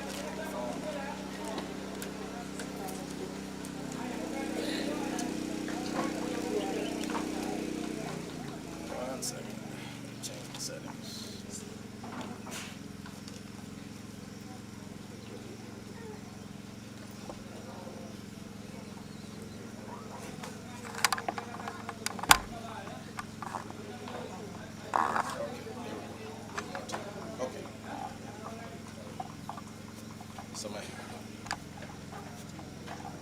Okay.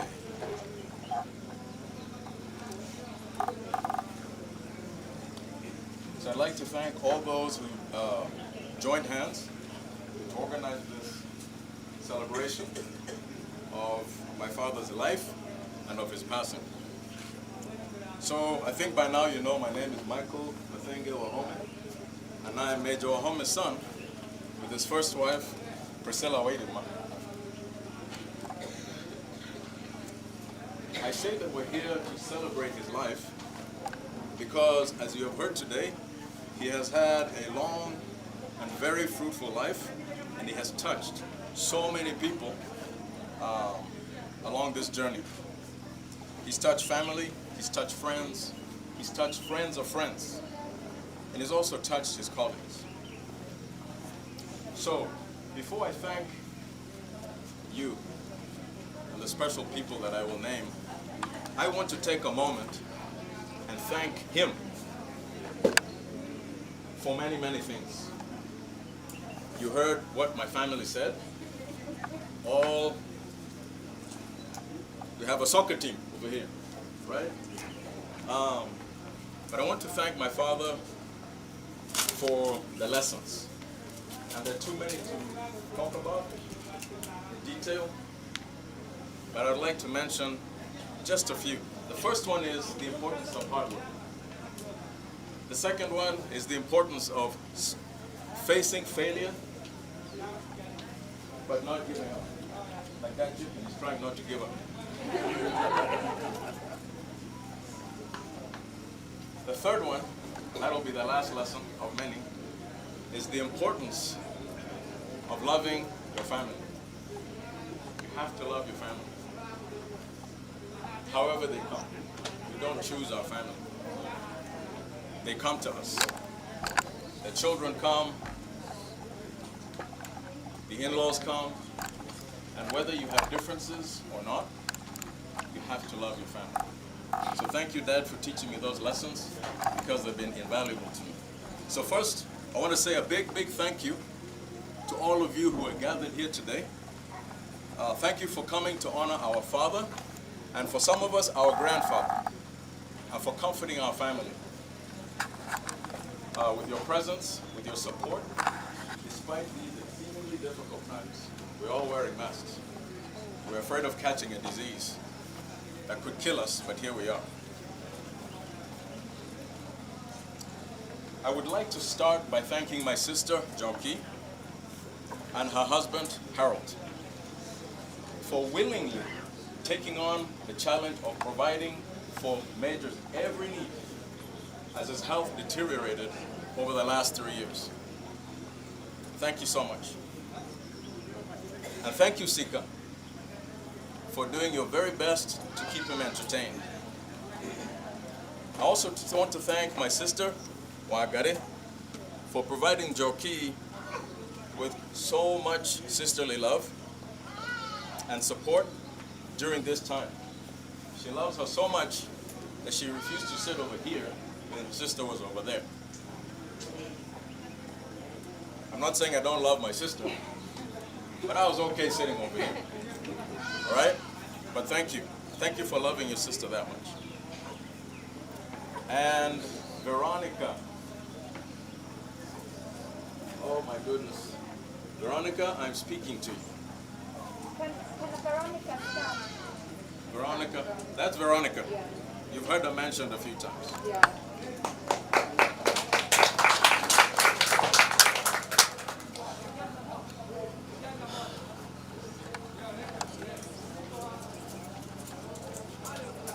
Veronica, you were my father's caregiver. And I understand that you cared for him until the hour of his death. I also understand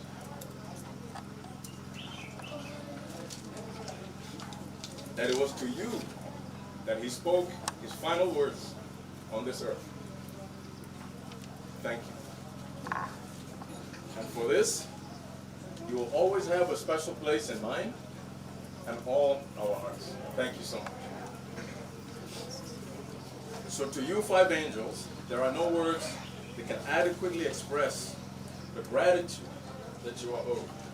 So I simply say thank you. Thank you, thank you, thank you.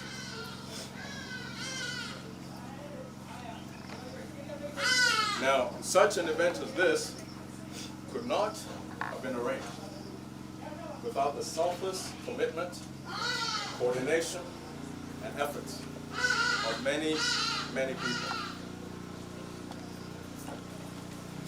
Upon hearing the news of Major's death from Joki early on Sunday morning, just a week ago, the family came together very, very quickly under the guidance and leadership of our cousin, Mathenge. That's him. If you haven't seen him, that's him. And under Mathenge's leadership, he coordinated all of us, in the U.S., here. The family worked daily to assist Joki in this process right from the start. So I say to you, sir, your wisdom, your calm head, and attention to detail was vital to the coordination and execution of this plan to its conclusion here today. And for this, we thank you. Also important in this planning here in Kagio were Major's second wife, Yinawa Koge, and my younger brother, Koge. He organized his friends, they organized the food, they prepared the grave, the compound, and what you may not know, they even prepared the road that you drove on today. If it were not for them, you would have had to walk, okay, from the road. So thank you. Now, as in every funeral, a key consideration is how to pay for all the necessary things. None of this is free, right? And the things are like the mortuary, the casket, the transportation, and the food. You know, Koge, the Turugeida.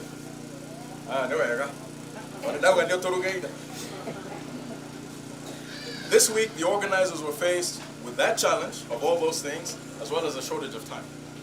Remember, it has only been 1 week since the Major received his final promotion.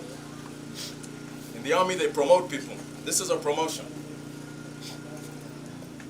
There were many family and friends who either contributed money directly or organized fundraising to make this event a fitting send-off for our father and grandfather, Major Wahome. And while I wish I could thank them all, I have chosen to thank the following. For those in the United States, especially in California, Maryland, and Minnesota, where we have family and friends, I would like to give special thanks to my wife Wangoya and her family and friends in the U.S., our cousin Winnie Yeshohi Riley, who is my cousin on my mother's side, and her family, and of course, my group of buddies, what is a man without his friends, for better or for worse, who are scattered in many countries. However, one of them is here. Sami, thank you. The rest of you, if you ever get to watch this video, you know who you are. Your contributions have gone a long way to giving Major Wahome a fitting send-off. And thank you. In Kenya, I would like to thank my dear, dear sister-in-law, Waboi, and her friends, ride or die friends, right? For encouraging us, supporting us, not only with money, but also helping with some of the key arrangements that we see here today.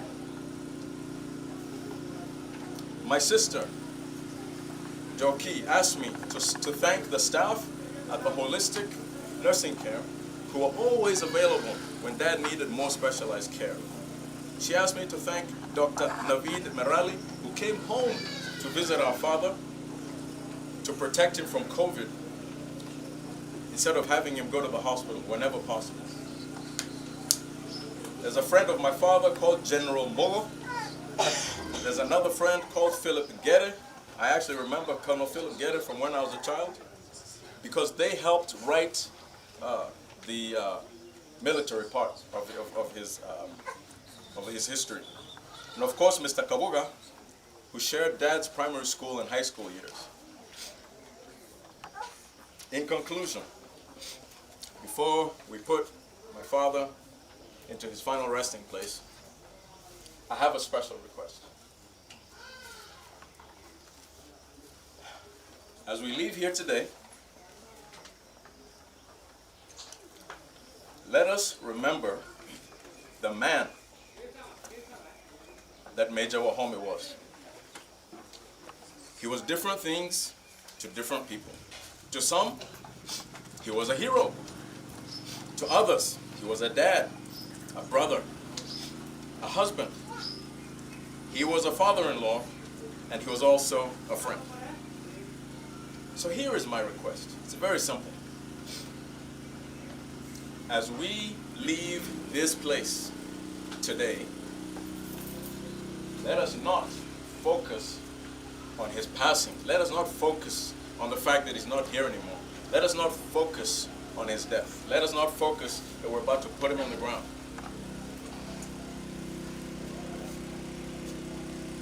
Yes.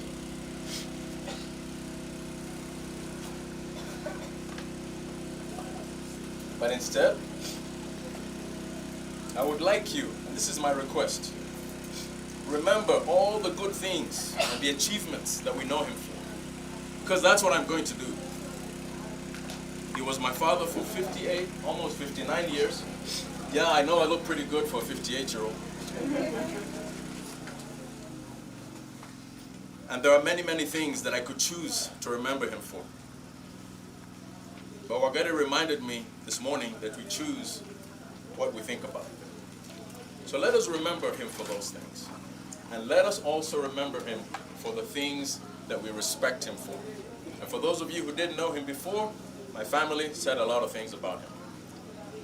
Those memories have not gone anywhere. Those memories are still here.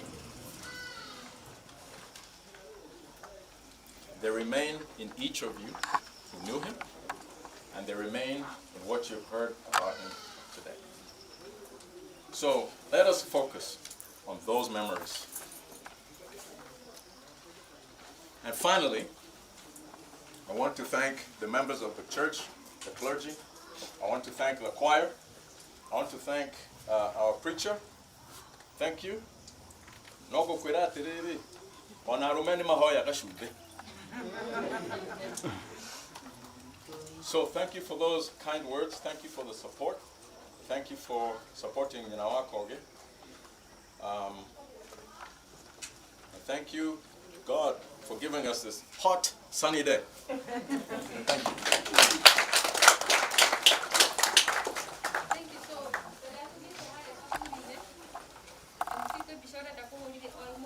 Yes, please.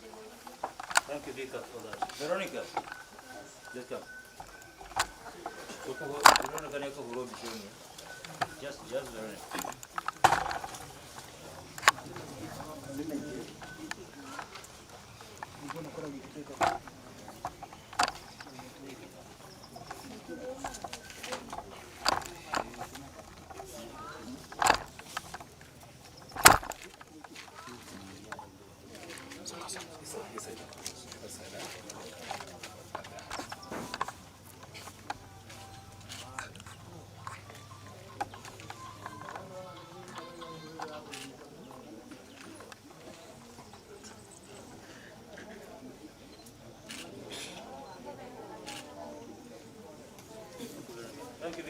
Thank you. So tukuria aria marakua mwiri metikire guka.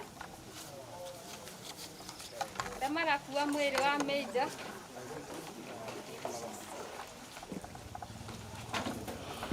Mokene getha tuthi naria kaburi-ini.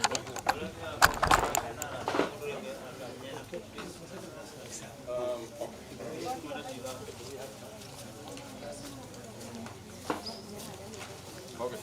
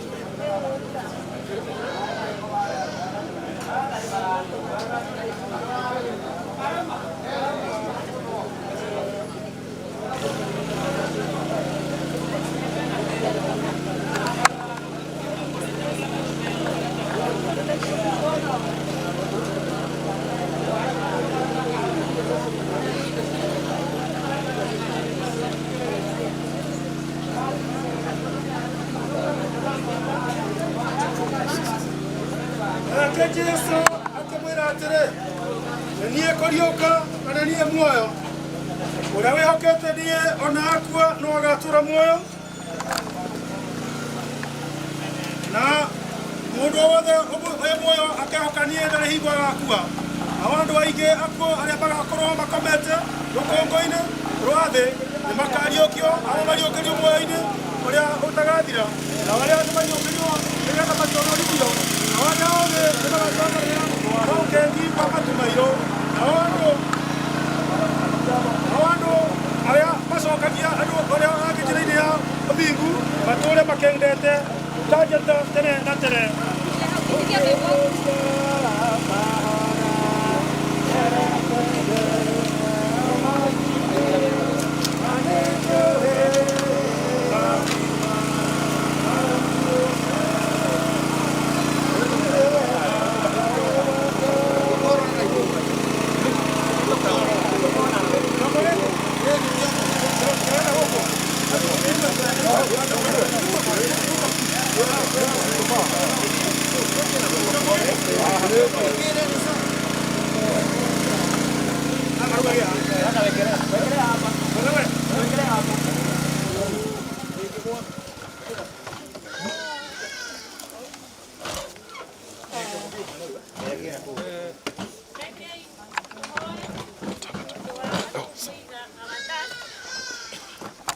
Mwathani Jesu Kristo tondu wa uria wakomire mbirira-ini ni watumire mbirira ciothe cia aria magwitikitie ituike theru.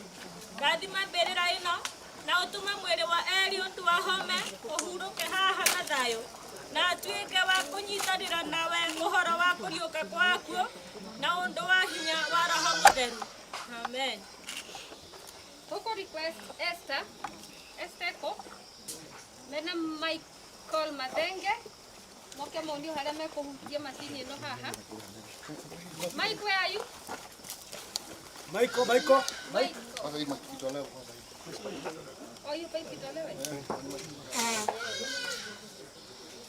Tunangoja Mike. Michael.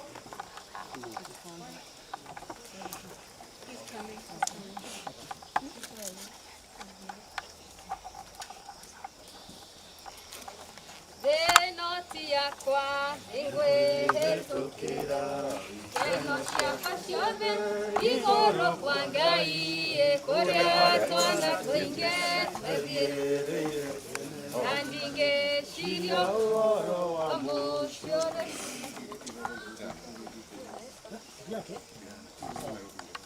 Is it okay?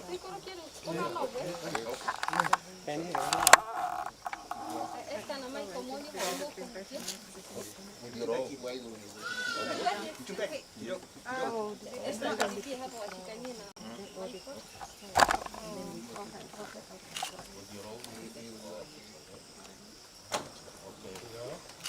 mundu uria uciaritwo ni mundu muka aikaraga o ihinda inyinyi na ni aiyũirwo ni thina akũraga nake agatuo ta ihũa na ningĩ ateng'eraga tarĩ kĩruru na ndakindagĩria hĩndĩ ĩrĩa tũrĩ muoyo-inĩ ona hĩndĩ ĩyo tũrĩ o gĩkuũ-inĩ tũngĩkĩhota gũcaria gĩteithio kũrĩ ũ tiga we Mwathani, we ũrakaraga nĩ ũndũ wa mehia maitũ o ta ũrĩa kwagĩrĩire. No Mwathani Ngai mũtheru mũno, nawe Mwathani wĩna hinya mũno, ningĩ we wĩ mũhonokia witũ mũtheru na ũiyũrĩtwo nĩ tha, tiga gũtũneana kũrĩ maruo marĩa moru ma gĩkuũ gĩtathiraga. Mwathani, we ũĩ maũndũ marĩa mahithe ma ngoro citũ, tiga gũthinga matũ maku mena tha atĩ nĩguo matikaigue kũhoya gwitũ. No Mwathani mũtheru mũno, we Ngai mwene hinya mũno, nawe mũciri wagĩrĩire wa mĩndĩ na mĩndĩ, tũkirĩre na ndũkanetĩkĩre gũtũma atĩ tũgwe tũtigane nawe nĩ ũndũ wa maruo ma gĩkuũ ona marĩkũ, thaa ĩrĩa matukũ maitũ magathira. Igũrũ gũtirĩ na gĩkuũ. Atheru nĩ mainaga makĩanagĩrĩra, nĩndĩraigua mĩgambo arĩa mathiĩte na ndingĩciria ũhoro wa mũcio ũrĩ thĩ. Ewe Ngai nĩũĩ ndirĩ na mũratongia wa igũrũ ti gwitũ Ngai ngũgĩka atĩa, araika makanjoya na ndingĩciria ũhoro wa mwena gĩciko ndona gĩciko kĩmwe haha kwenda kwakwa nĩgatigwo gũkũ thĩ. Mũraba wa Jesu nĩ ngathĩ yakwa Ngai, tigiti wa igũrũ nĩ thakame ya Jesu.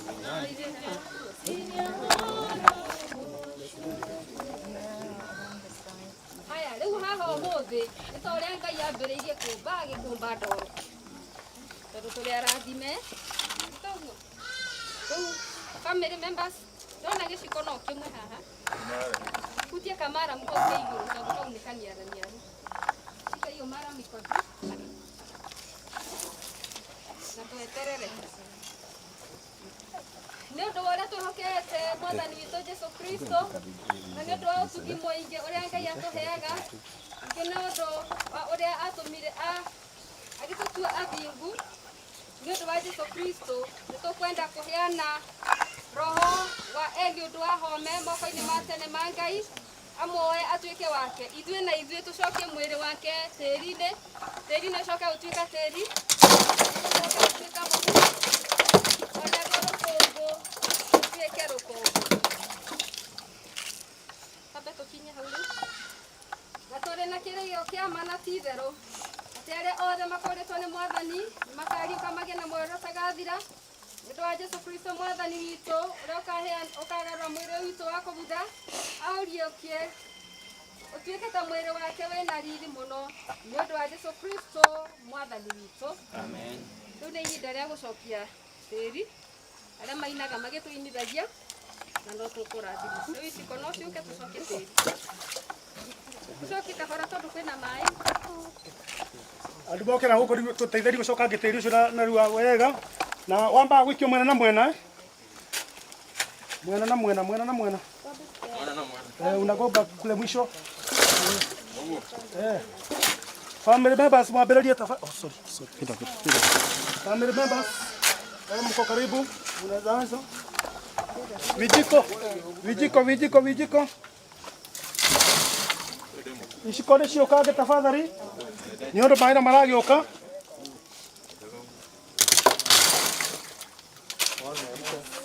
Iciko nĩ ciũkange tafadhali. Iciko gamba igire kũraihu nĩkĩ?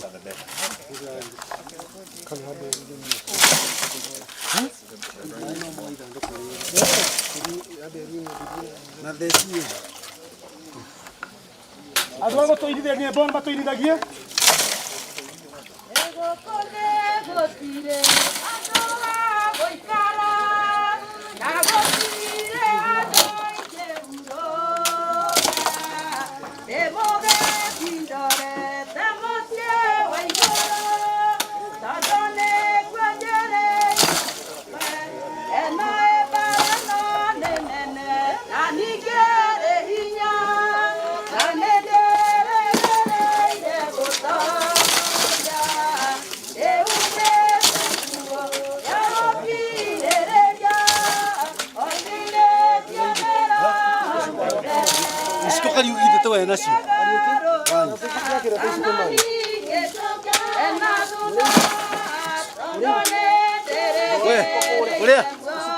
Ben, wako kani iciko.